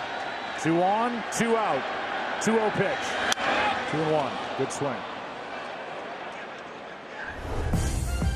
This postseason coming into tonight's game 2. Their average with 2 out, 252 with runners on 300.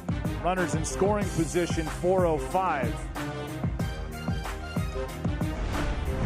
And now over half their runs this postseason have scored with 2 out. Yeah, you come across certain stats and you go, there's no way, that can't be. Nah, it doesn't seem right. One of the stats I came across was 0 home runs versus starting pitchers since the All-Star break in 130 at-bats for Andrew Benintendi. It just doesn't seem possible.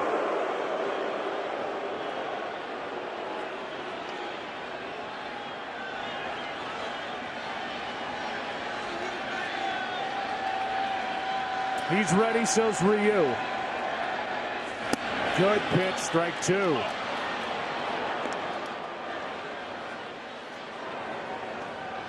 The feel for that pitch tonight's been pretty good. We've seen a couple bounced. First pitch trying to get something other than a fastball, but right there behind an account. Great pitch to get to 2-2. Vasquez the runner at second, Betts on at first, and time called again.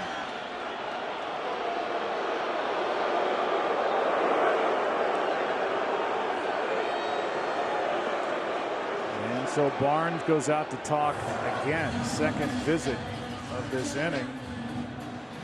But it comes from one of the players. Right now, a quick word from YouTube TV.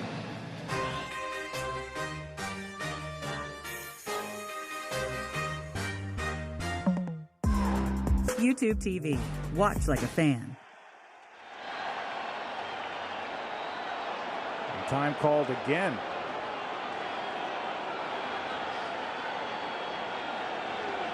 Two and two the count.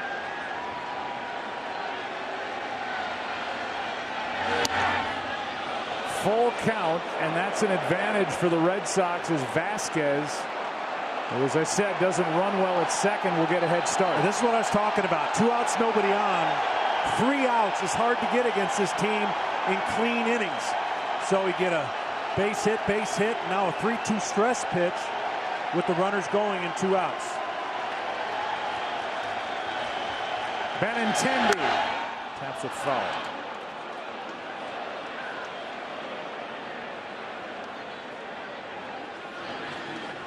Andrew had 4 hits last night, 0 for 2 tonight.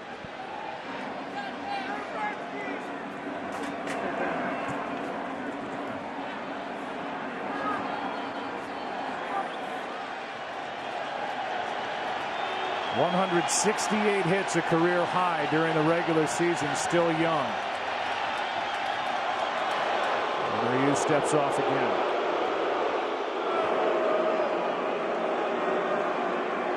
As a pitcher, you want to be so convicted, and the pitch you're throwing is the absolute right one. You can't be in between. You can't go with a suggestion.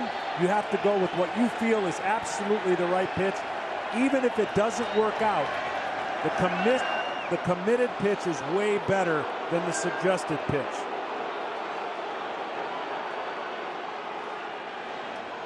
Well, Ryu and Barnes, the catcher, trying to get on the same page. Now they are. Runners will go.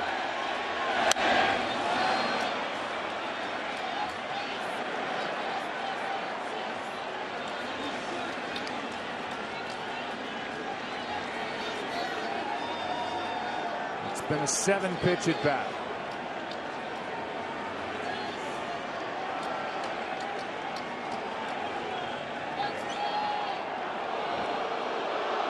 Here's another mound visit.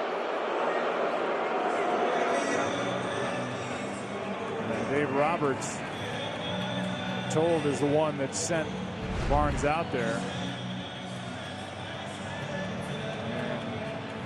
And that was indeed the case. I think he's sensing what you're sensing, that he wants to make sure that Ryu is committed to whatever he's bringing here on 3 and 2. Runners go. That gets away. The runners advance. The bases are loaded. Ball 4 anyway. And I think that's going to be it for Ryu, based on the way that they have approached these games. And here comes Dave Roberts. The first walk of the night by the big left-hander is his final act here in Game 2. And Ryan Madsen will come into the ball game with Pierce, the scheduled hitter. 2-1, Dodgers leading, 2 out in the 5th.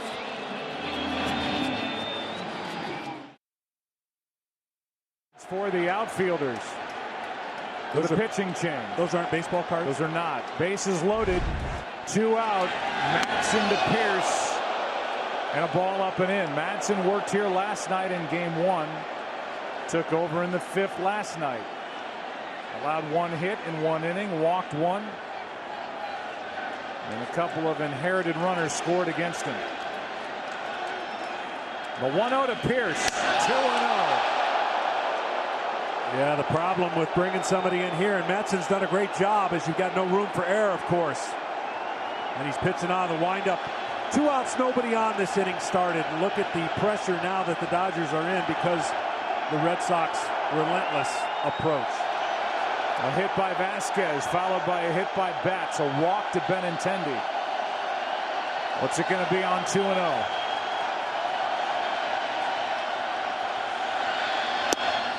Two and 1. And what Madsen has shown is he doesn't like to pitch out of the stretch if he doesn't have to.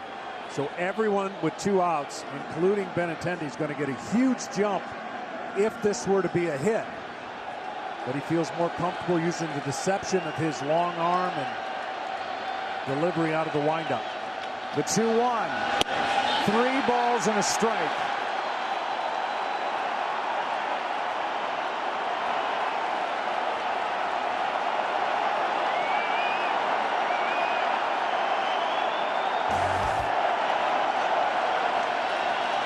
The 38-year-old Ryan Madsen, picked up in season from Washington, has to throw a strike. Cannot. Tie game.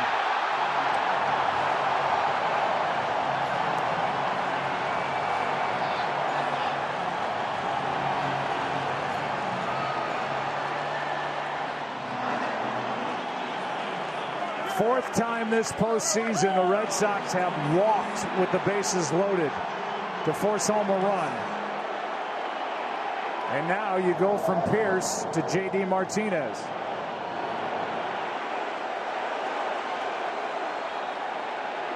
First batter Madsen faced yesterday was Pierce, and he walked him. Ball 1 inside on Martinez.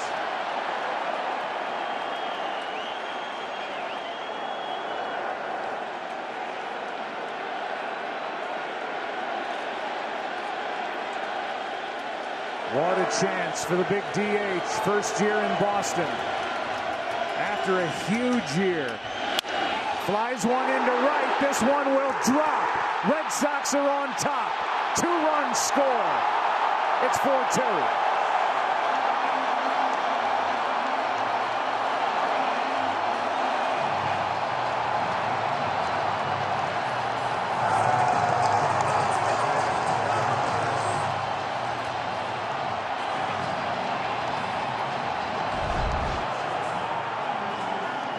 That's why J.D. Martinez, one of the best hitters in baseball with runners in scoring position. He doesn't always try to do it one way. He inside outs it, gets the hit, easily scores 2 runs with the speed on the bases. And this place is going crazy. It's been a 3-run fifth and a chance for more. 2 key walks mixed in.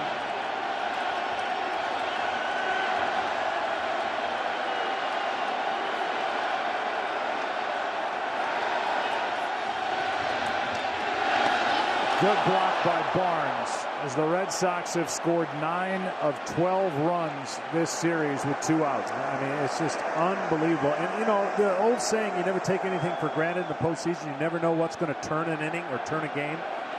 And again, the 9th spot, a base hit out of their catcher, got this going with 2 outs. And then you turn it over to the top of that lineup, that heavy top lineup that the Red Sox put heat on the opposing pitchers. Here's a 1-0 from Madsen. A ball and a strike.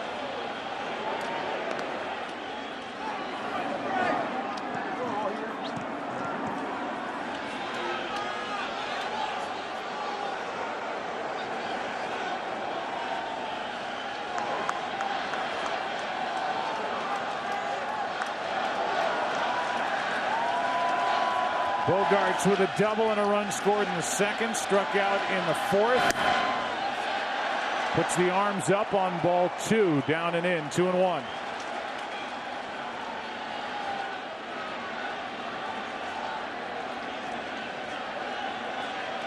A walk to Benintendi ended the game for Ryu. A walk to Pierce with the bases loaded started the effort here in the 5th by Madsen. Then a hit by Martinez. Now a strike to Bogarts, 2-2.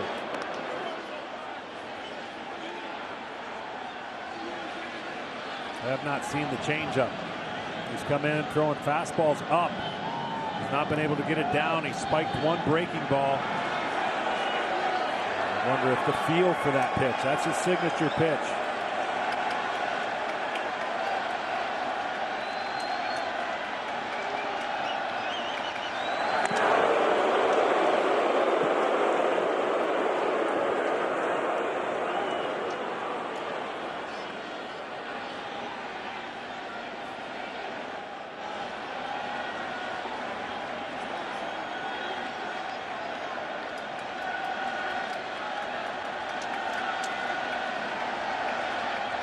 The 2-2 struck him out. And there was the changeup from Madsen. But a 3-run 5th from Ryu to Madsen. A walk, a hit by Martinez. And because of this 3-run 5th in Game 2, the Red Sox lead 4-2. Tomorrow night, Deshaun Watson and the Red Hot Texans have won 4 straight. Take on the Dolphins. A pair of 4-3 teams go at it. All starts at 7:30 Eastern on Fox, NFL Network, and streaming on Prime Video. Wish I knew somebody that was doing that game. Well, you do. 6th inning, 4-2 game, and Manny Machado takes a pitch outside. Ball 1. So David Price, who had a 1-run lead after 2, now has a 2-run lead after 5. Machado part of that 2-run rally by the Dodgers in the 4th. Gets under it, skies it out behind short. Bogarts is called off by Benintendi. And there's 1 out in the 6th. Tonight's telecast is sponsored by Fantastic Beasts: The Crimes of Grindelwald, in theaters November 16th. And by Gatorade Thirst Quencher, the proven sports fuel. Beautiful night, crisp evening in Boston, Massachusetts. We're in the 6th inning of Game 2. The Red Sox on top. Price now trying to get through 6. On the ropes in the 4th inning. There is help behind Price if he needs it, with action in his bullpen. Here's a bunt by Taylor. Devers got it. 2 out.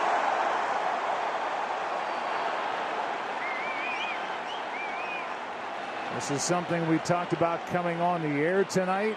The Boston Red Sox have done with 2 out.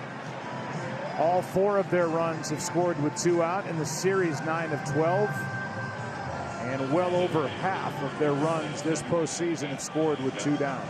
Yeah, they've been amazing. And, you know, throughout the playoffs, we talk about how hard that is for the opposing team when they give up 2 runs. But the 3 runs or more in an inning has delivered teams to a record of 18-2. So when you get a crooked number, when you get a big inning, doesn't matter which team, they usually go on to win in the postseason. Here's Kemp, strike 1.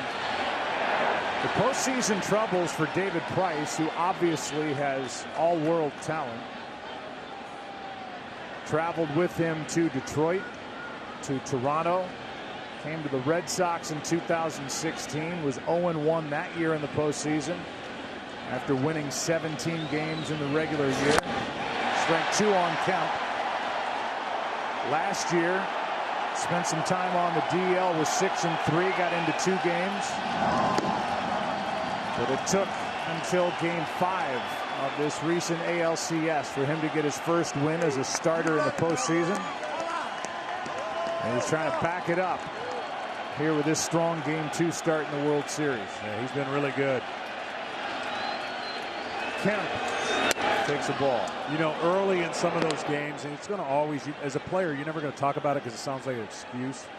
The craziest of innings were happening to him early that compounded then answering questions, why is this happening? And then, of course, losses happen. And the Yankees in his division have that numbers have not worked out in his favor. So Game 5 had to feel real good for him in Houston. 2-2.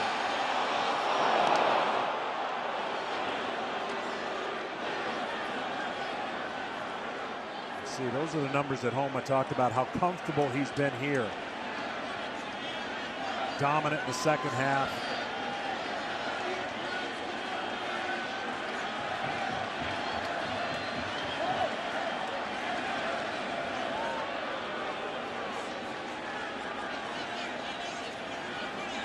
Kemp homered last night, hit a sac fly to center tonight. He tied the game back in the 4th with the bases loaded, nobody out.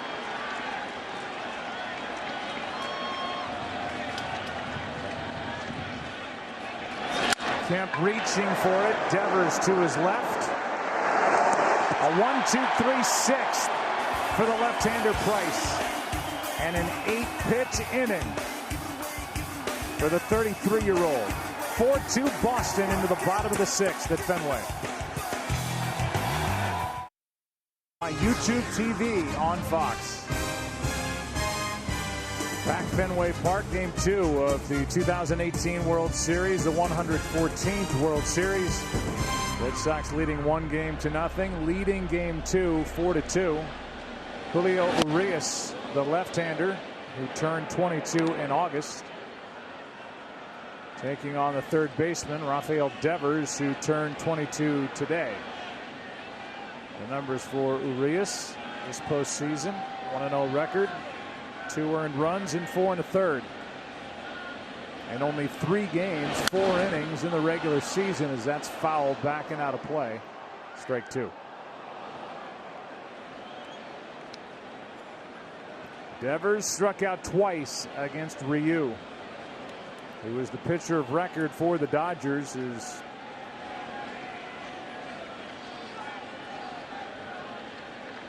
a couple of his runners that he left on ended up scoring, actually 3, when Ryan Madsen took over last inning. A bases loaded walk and a 2-run single by Martinez.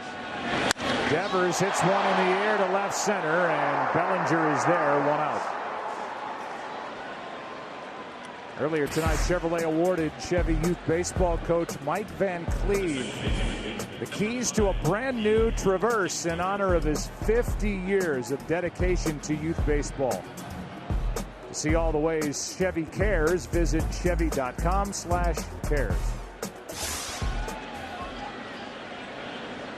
1 out, nobody on. The batter is Kinsler, who had an RBI single his first time up in the 2nd. Well, the Dodgers have been in every single game. Obviously, they're always a swing or 2 away for getting it back in the game or taking control of the game. So they need to keep it close right here. Here's a pop-up. 3 fielders have a shot at it, and Bellinger, the tallest of the 3, comes gliding in to make the catch for out number 2. That had danger and error written all over it, and Bellinger saved the play. 2 out. Well, when one guy's backing up, the other guy's on his heels, and the third guy joins the party, someone has to take command. And you see center fielder as the captain of that. Made the catch and worked his way between the bodies of Kike Hernandez and Chris Taylor. 2 out. Bradley, strike 1. And that's what's amazing, you know, having followed the Dodgers through the playoffs. They haven't played the cleanest of games, but because of the power they have and the power that comes off the bench, they haven't panicked, and they never get carried away with storylines or the flow of the game. And I asked Dave Roberts about that. You know, it doesn't seem like your bench, anybody's bothered by anything. He says, no, we've been through a lot, business as usual, we'll get them when the moment's right. They certainly proved that in 7 games against the Brewers.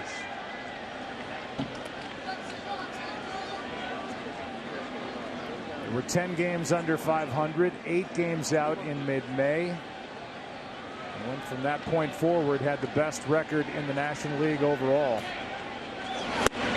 Strike 2 on Bradley is Arias, who is not part of the Division Series roster, has really looked good since joining the fun in the NLCS. And let's face it, both these teams have star power. That's why they're here. Their rosters are great. And the young players are great and have an unbelievable future for each club that you would think has sustainability.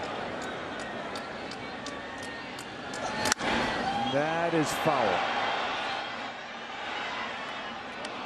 Well, it's already been sustained for the Dodgers. They've won their division 6 straight years. They've been in the LCS 3 straight years, and they're in the World Series 2 straight years. Incredible success, especially these last 3 seasons under Dave Roberts. Here's a 1-2. Well, he fooled him. Bradley off balance, pops it up. Turner is there. And that sends game 2 into the 7th. David Price and the Red Sox leading by 2 back after this from your local Fox station. Series T-Mobile is making home runs count even more, donating $10,000 toward hurricane recovery for each one hit. Your help is critical. For every fan tweet with hashtag HR4HR, T-Mobile will donate $2 to rebuild communities. 7th inning and a pitching change for the Red Sox. David Price outstanding again. Joe Kelly takes over. He worked last night, hit 100 miles per hour with a couple of fastballs. And Max Muncy comes off the bench to bat for Kike Hernandez to lead off the 7th. Can't simulate 100 miles an hour sitting on the bench, going in the cage, getting loose, but that's what he's going to face. 98 to 100. And if he has command, he's got a changeup and a breaking ball off that fastball. Strike 1 on Muncy. The Dodgers don't have to think too far back to have some hope in the NLCS. They lost game 1 at Milwaukee. They trailed 3-0 going into the 7th. They trailed by 2 going into the 7th tonight. They scored 2 in the 7th, 2 in the 8th, won the ball game 4-3. Kelly deals, and it skips into Muncy, a ball and a strike. Yeah, one big difference is the weather. You would think the weather trying to catch up to velocity off the bench. I mean, professional hitters, timing, cold, and you can only do so many swings in the cage to get prepared, but that's what the Dodgers have on the bench. A lot of power that they're going to start using. Here's a 1-1. Muncy out in front of that pitch. 84 as Kelly fooled him. Strike 2. This is the breaking ball that has become a much better weapon for Kelly. He used to throw everything as hard as he could. The issue with him has always been command. He can get wild every once in a while. When he is around the plate, he is tough to hit. 1-2 pitch. Struck him out. As you saw Vasquez ask for it up, Kelly hit the mitt to start the seventh.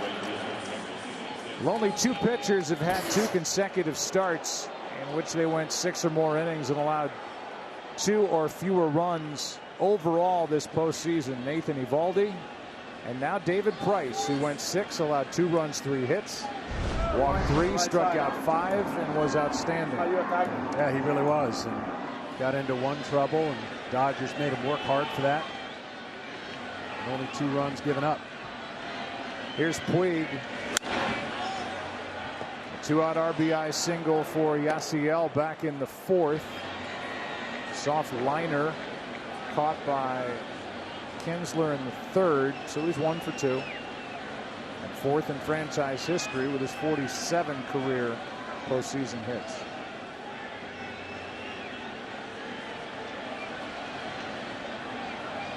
Kelly ready with another. Left side, Devers. 2 out. And a good play by Devers to flash in front of Bogarts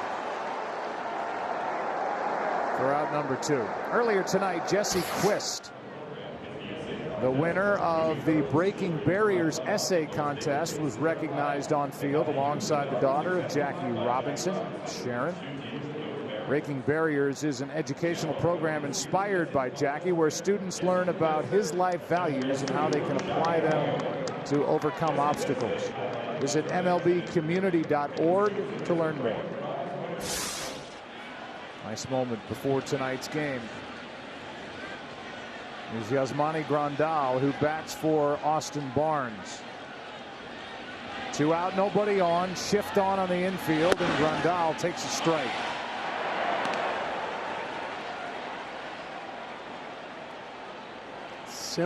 Simple mechanics, really. Looks like he's barely throwing the baseball. He's got a gift. Live arm. Not a big guy, but a lot of power. Joe Kelly. Breaking ball in for strike 2. And Kelly is locked in.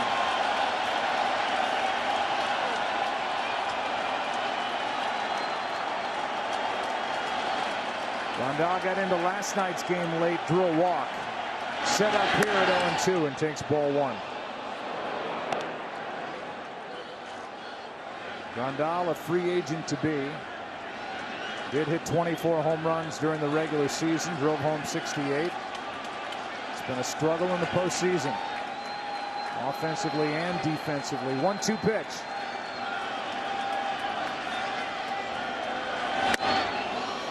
Able to lay off at 99 from Kelly. You definitely want the top of the strike zone. He usually chases if you get it right above that line that typically would be called a strike, and they've just been too far above it. Grandal strikes out. And Joe Kelly with a 1-2-3-7. Time to stretch at Fenway Park. Red Sox leading game 2 by 2.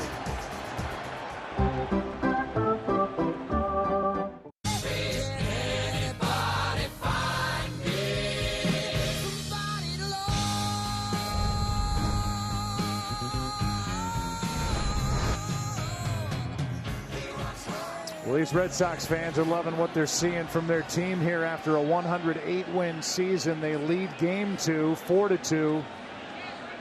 Bottom of the 7th. New pitcher is Kenta Maeda, right-hander, after Urias was sharp in 1 inning, all zeros. Yasmani Grandal stays in the game after pinch hitting and striking out. He does the catching. And Max Muncy, who pinch hit, is at second base. where, by the way, he feels comfortable. That's how he came up. And the guy at the plate with 2 outs got it started for the Red Sox. 3-run rally.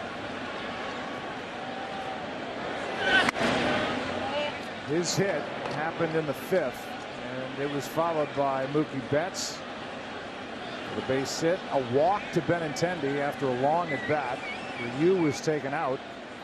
Ryan Madsen came in, walked Steve Pearce, and allowed a 2-run single by J.D. Martinez.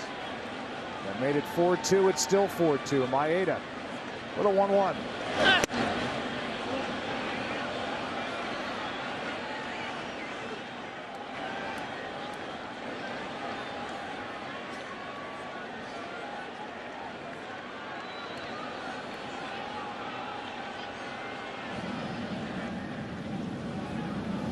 Nathan Eovaldi is getting loose. Boy, Alex Cora is not scared to use that bullpen and use the starter Eovaldi out of the pen. There's a strike, 2-2.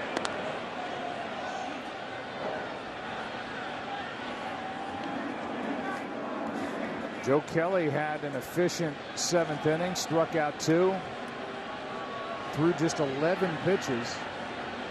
So with the top of the order coming up, looks like Cora will go to Eovaldi. Here's a 2-2. That's why this inning's so important.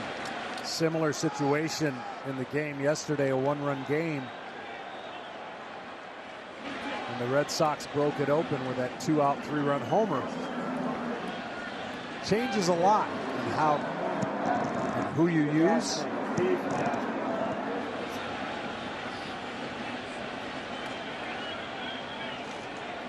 Again, the Red Sox have not named who will start game 3 on Friday in LA. Here's a 3-2 all the way.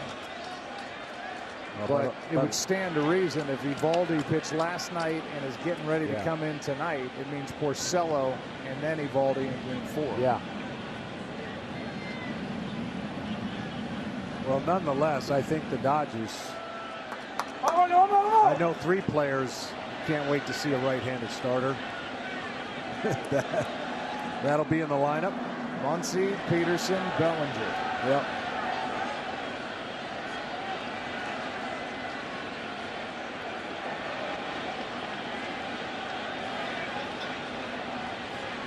Three-two pitch. Right side. Nice play by Muncy to his left. 1 down. Let's go down to Ken Rosenthal. Joe, Mookie Betts is the favorite of a lot of Red Sox fans and the favorite of a very special fan, one Mary Letowski, 102 years young. There she is. She's attending her 4th World Series game today. And yes, she was born Valentine's Day, 1916. That's the year the Dodgers and Red Sox last played in the World Series. She lives in Coventry, Rhode Island. Recently had some health problems, got out of the hospital yesterday, and yet she insisted on being at tonight's game. That is great. And she has seen Mookie Betts, as Kenny told us, her favorite player, go 2 for 3 and get a key hit with 2 out in the 5th. These two organizations met in the World Series 102 years ago. That is the longest drought for organizations to have between World Series appearances against one another. It was the Brooklyn Robins. They didn't become the Dodgers until 1932 against the Boston Red Sox. And there are a lot of cool details. Here's a fly ball into left, off the bat of Betts and off the Green Monster for a double with 1 out. Hit number 3 on the night to make Mary Letowski happy. She came to Fenway.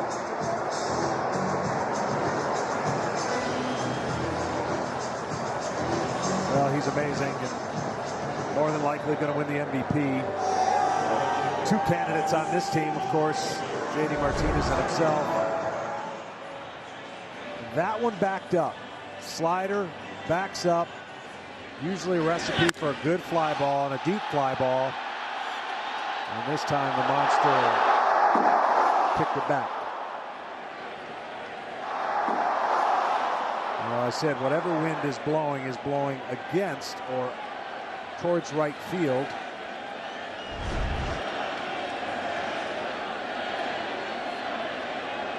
They bring in Benintendi. Just maybe kept that ball from carrying out. Benintendi 0 for 2 with a walk and a run scored. Takes a strike. Some of the details of that 1916 matchup in the World Series. Casey Stengel is a 26-year-old right fielder for the Robins. Hit .364 for Brooklyn. And Babe Ruth pitched a 14-inning complete game in Game 2. A 2-1 win, including the last 13 innings scoreless. Blocked by Grandal. A good play by Yasmani, and the count evens 1 ball, 1 strike. Red Sox won that series 4-1, and they played their home games in that World Series at nearby Braves Field. Not here at Fenway Park. It was in its 5th year. It had a 35,000 seating capacity compared to 40,000 at Braves Field. They wanted more fans to get in to see it. Maeda's going to have to pay attention to Betts. Turner's way off the bag. He'll have to get to the bag if Betts seizes the moment to try and steal third and put even more pressure on the Dodgers.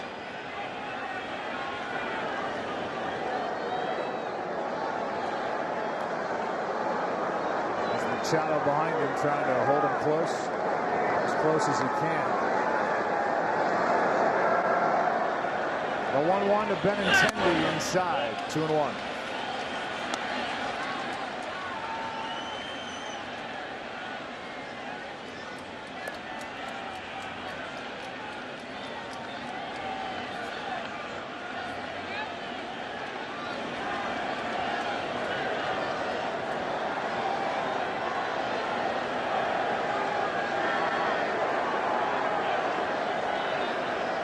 Big jump, but Betts stays put, and the count 2-2. He had it, man. He just got caught a little bit at the end, but he had almost timed the rhythm of Maeda. Watch how close this was. He got off to a spot, and you could tell 1 more inch, and he might have been taken off. Stole 30 during the regular season, has 1 this postseason, and that came last night in the 1st inning of Game 1. And Maeda's going to kick the mud out of his spikes.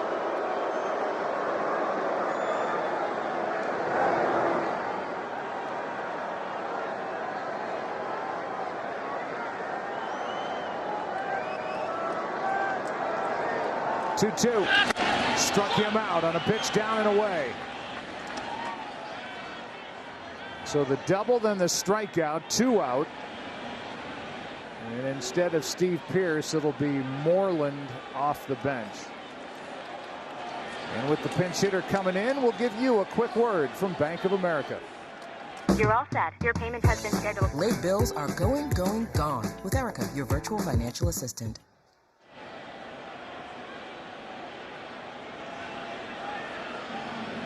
With Moreland announced as the pinch hitter, Dave Roberts pops out of the dugout and will take the ball from Maeda, who goes 2/3 of an inning.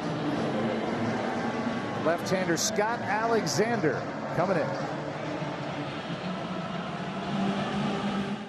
New singing competition where Grammy winners, Emmy winners, and Hall of Famers perform in disguise. Can you figure out who's behind the mask? Nick Cannon hosts The Masked Singer, premiering January 2nd on Fox.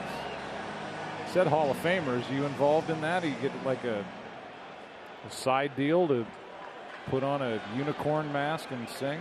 I am not. Good. Runner at second here, 2 out, and Scott Alexander, who was left off the LCS roster, but added back on to the World Series roster because he can work and work a lot. He was 8th in the National League with all of those appearances is 73. And here he is with a runner at second, 2 out, dealing with Mitch Moreland. Strike one. Yeah, good movement to his fastball. Might play into the success of Moreland, where you can get him out up in the zone.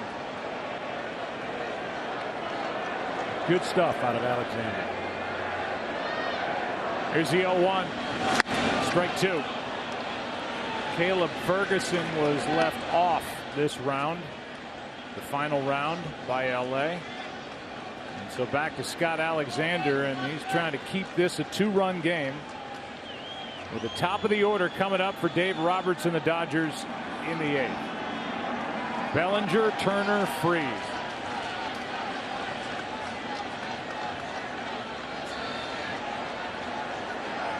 Alexander on 0-2. Just missed the outside corner, ball one.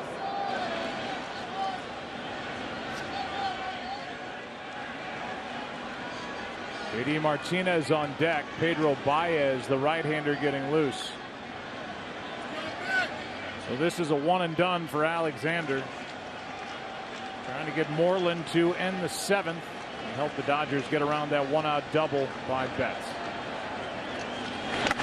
Good block by Grandal. Betts was ready, and he takes third.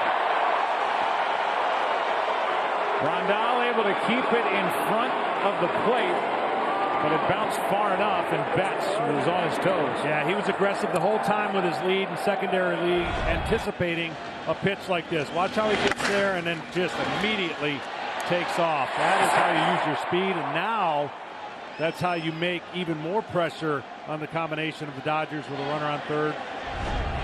If another pitch is in the dirt.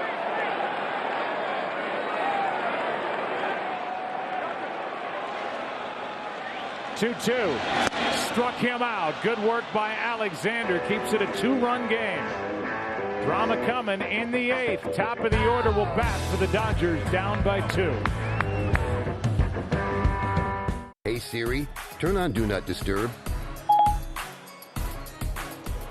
Well, here in the 8th inning, Nathan Eovaldi takes over.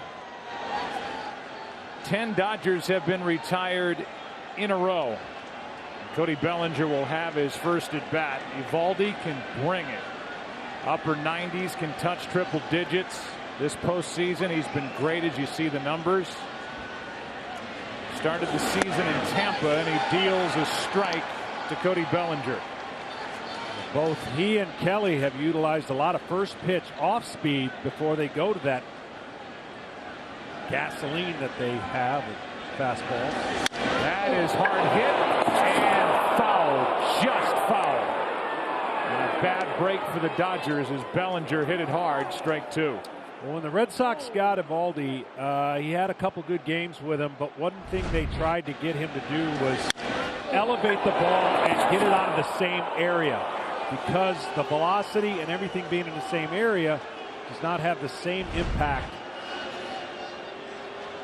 once he was able to get away from balls right down the middle. So changing location, cutter, change up, curveball.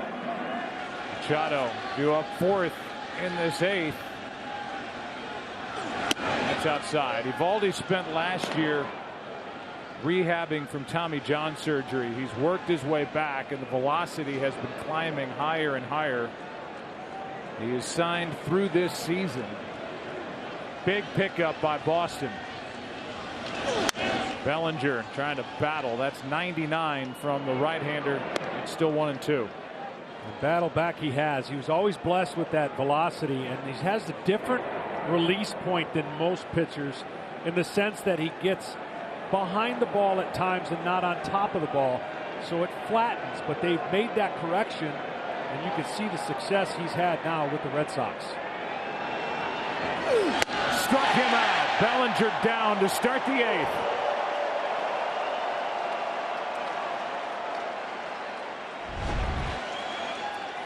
There's that release, rotation, and velocity by the hitter.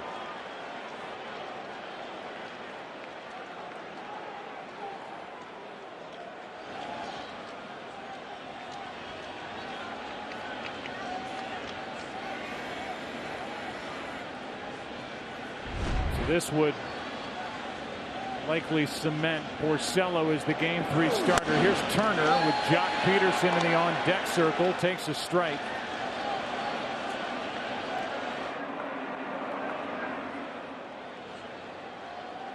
Turner had 3 hits last night, 0 for 3 in Game 2.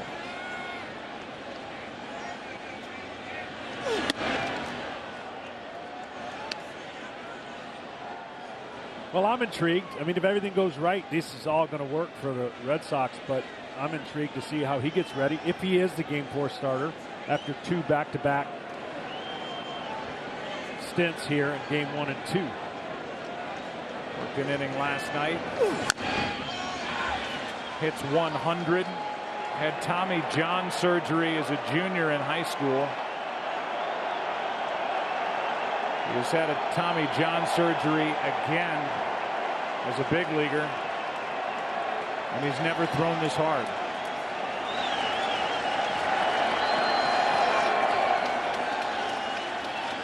As Turner set up at 1 and 2.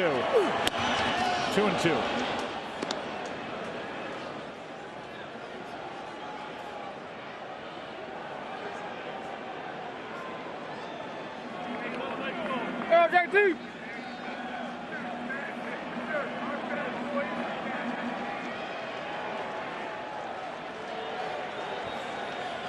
Bellinger struck out. Turner reaches for it. Checks on Bogarts. Good play, 2 out.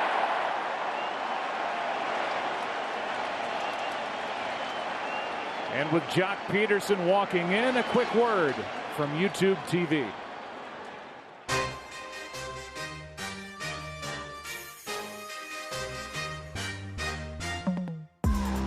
YouTube TV. Watch like a fan. Second straight night, Dave Roberts, manager of the Dodgers, has emptied his bench. That's kind of the way they do it with LA. They have so many moving parts. They all fit together so well. And Jock Peterson, who is 7 for 29 in this postseason, steps in. If he gets on, he brings up Machado, representing the tying run. Ball 1.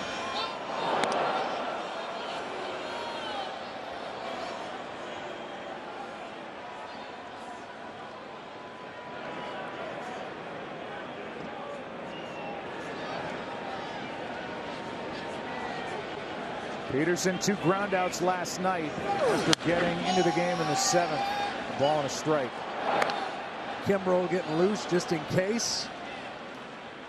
The Dodgers have their own 2-out rally with nobody on.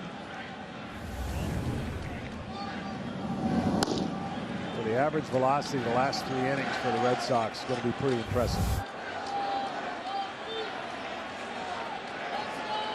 Yeah, you go from Kelly to Eovaldi to Kimbrel. Fly ball into left. Easy for Benintendi. And the Red Sox bullpen outstanding tonight. 13 pitches for Eovaldi. 13 Dodgers retired in a row. Bottom of the 8th inning. Red Sox batting up 2. T-Mobile and Team Rubicon are committed to rebuilding communities hit by hurricanes. The fans, we need your help. Every time you tweet and retweet with hashtag HR4HR, T-Mobile will give another $2. Keep tweeting and T-Mobile will keep donating. Pedro Baez greeted by that from J.D. Martinez and center and a sliding catch by Cody Bellinger. And the Dodgers flash some leather of their own. 1 pitch, 1 out in the 8th. What a play. That was a great play. That ball was going away from Cody Bellinger. Just when he thought he had a beat on it, he had to take another turn. Watch this ball kind of hook away from him. Great closing speed by the fastest guy on their team, Cody Bellinger. Well, some defensive changes for the Dodgers, as David Price thought J.D. Martinez added 1 to the total. Instead, it's allowed out. Every time these outfielders look around, they see somebody different to their left and right. Jock Peterson stays in the game. He's in left. That moves Chris Taylor to second. That moves Max Muncy to first. Baez to Bogarts, and this one is easy for Bellinger. 2 out. Before Devers bats on his birthday, a quick word from Geico. Here you go. Oh, and your you. wings. Thanks. Enjoy. All right, I'm starved. Oh, so I guess you heard, huh? The Geico could save you 15% or more on car insurance? No, those are ghost pepper wings. Geico, an official partner of Major League Baseball. Bottom of the 8th, Devers looking for a hit on his birthday. Turns 22 today. A world of talent. Just figuring it out at the big league level. Baez has thrown 2 pitches, now 3. Has 2 outs and a 1-0 count on Devers, who has struck out twice and lined out. Craig Kimbrell is ready for the 9th. Machado, Taylor, and Kemp. If anybody gets on, Max Muncy, who hit 35 home runs this season. 1-0. Good pitch. Baez has been so good, and the numbers are piling up for Pedro.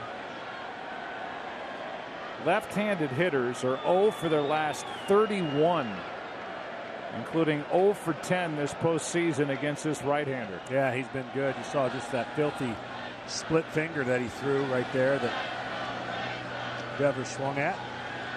Hard hit, but Taylor is there. Lefties now 0 for their last 32 against number 52. Big bats coming up for the Dodgers in the 9th, game 2. Kimbrell coming in, Red Sox up 2. 5 in save chances this postseason. Will try and save it for David Price and the Red Sox and give Boston a 2-0 series lead. 4-2 Boston. Machado first up. Strike 1. Last night we saw Kimbrell come in. A lot of talk about him potentially tipping his pitches during the ALCS. Not only did he have a perfect 9th inning, but he looked good doing it. Yeah, I don't think he could have looked better than he did last night, which doesn't bode well for the Dodgers. They were hoping maybe he might not be as sharp, but it was outstanding stuff. Machado 1 for 3, and he hits it high in the air to center. Bradley drifts to it. 1 out in the 9th. 14 straight Dodger hitters retired by the Red Sox. 1 out in the 9th, and now a quick word from Disney. This Thanksgiving. Huh? Ralph Breaks the Internet. Rated PG. Well, you knew that manager Dave Roberts loved his bullpen coming in. He liked the way his bullpen matched up with Milwaukee in the NLCS, but Alex Cora has called on guys out of his bullpen that have gone 7 1/3, allowed a run on 3 hits so far. A lot of power, a lot of fastball, power, curveball combinations. And a lot of strikes. Chris Taylor now 0 for 2 with a walk. Dodgers need a base runner to have a chance here in the 9th inning, down by 2. Ball 1. Walker Buehler gets the ball. Game 3 Friday night. In game 3.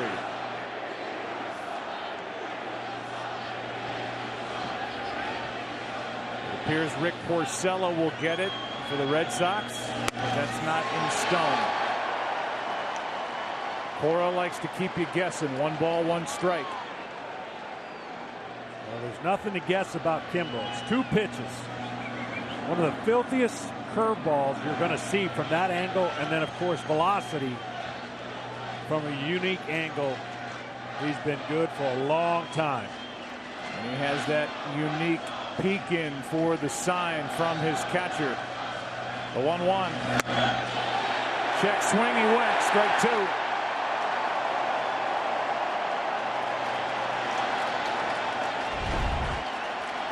That's that power breaking ball, getting ready for velocity. It's so difficult to stay off.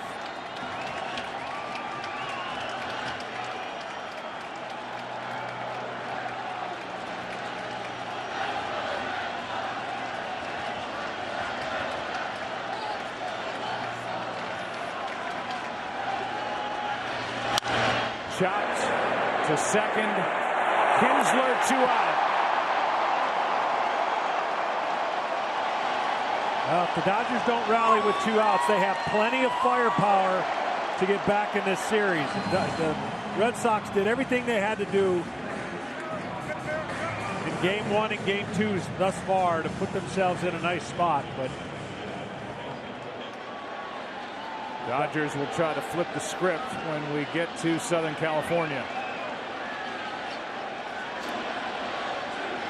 If the Red Sox win tonight, they will go 14-2 in World Series games between 04, 07, 2013, and this year.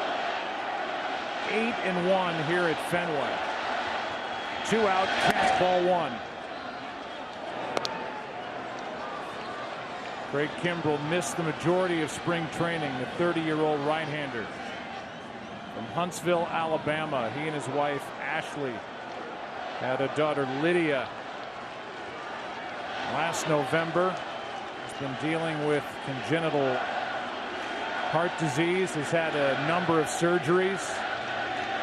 Kimbrells have been through a lot, and Craig called his wife, Ashley, the #1 mom of the year. So real life.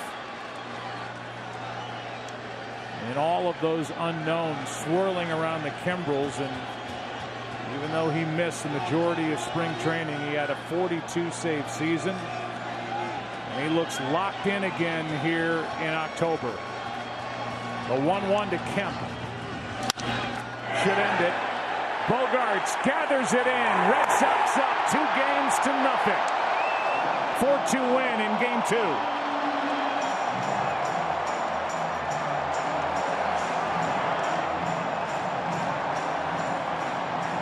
David Price has won back-to-back starts. Game 5 of the ALCS, Game 2 of the World Series. You get to this point, if you get a couple hot guys in each department, 2 hot guys in your lineup, 2 hot starters, and 2 hot relievers, it's a pretty good formula at the right time of the year. And Boston just executed better. Dodgers are going to look to do that. You said flip the script in LA, where it'll be loud and very warm. 16 straight Dodgers retired to end the night, and the only hits for LA came in that 2-run 4th inning when they had 3 of them. And the Red Sox have shown all that they can do in 2 games here at Fenway Park. The 2-out RBIs. 9 of the 12 runs that have scored for the Red Sox in this World Series have come with 2 out. Good starting pitching and great work out of the bullpen. And that terrific young outfield able to celebrate. Mookie Betts, the likely MVP, a 3-hit night, and Alex Cora, a rookie manager, has his team up 2-0 in the World Series.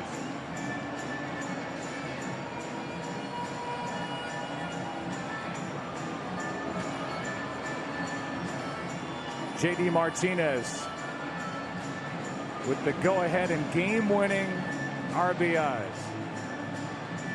Mookie Betts says we need 2 more. Let's go down to Ken Rosenthal. Thanks, Joe. David, back-to-back wins in the postseason.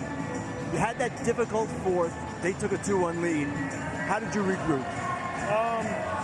Just continue to make pitches. I made a lot of pitches in that 4th inning.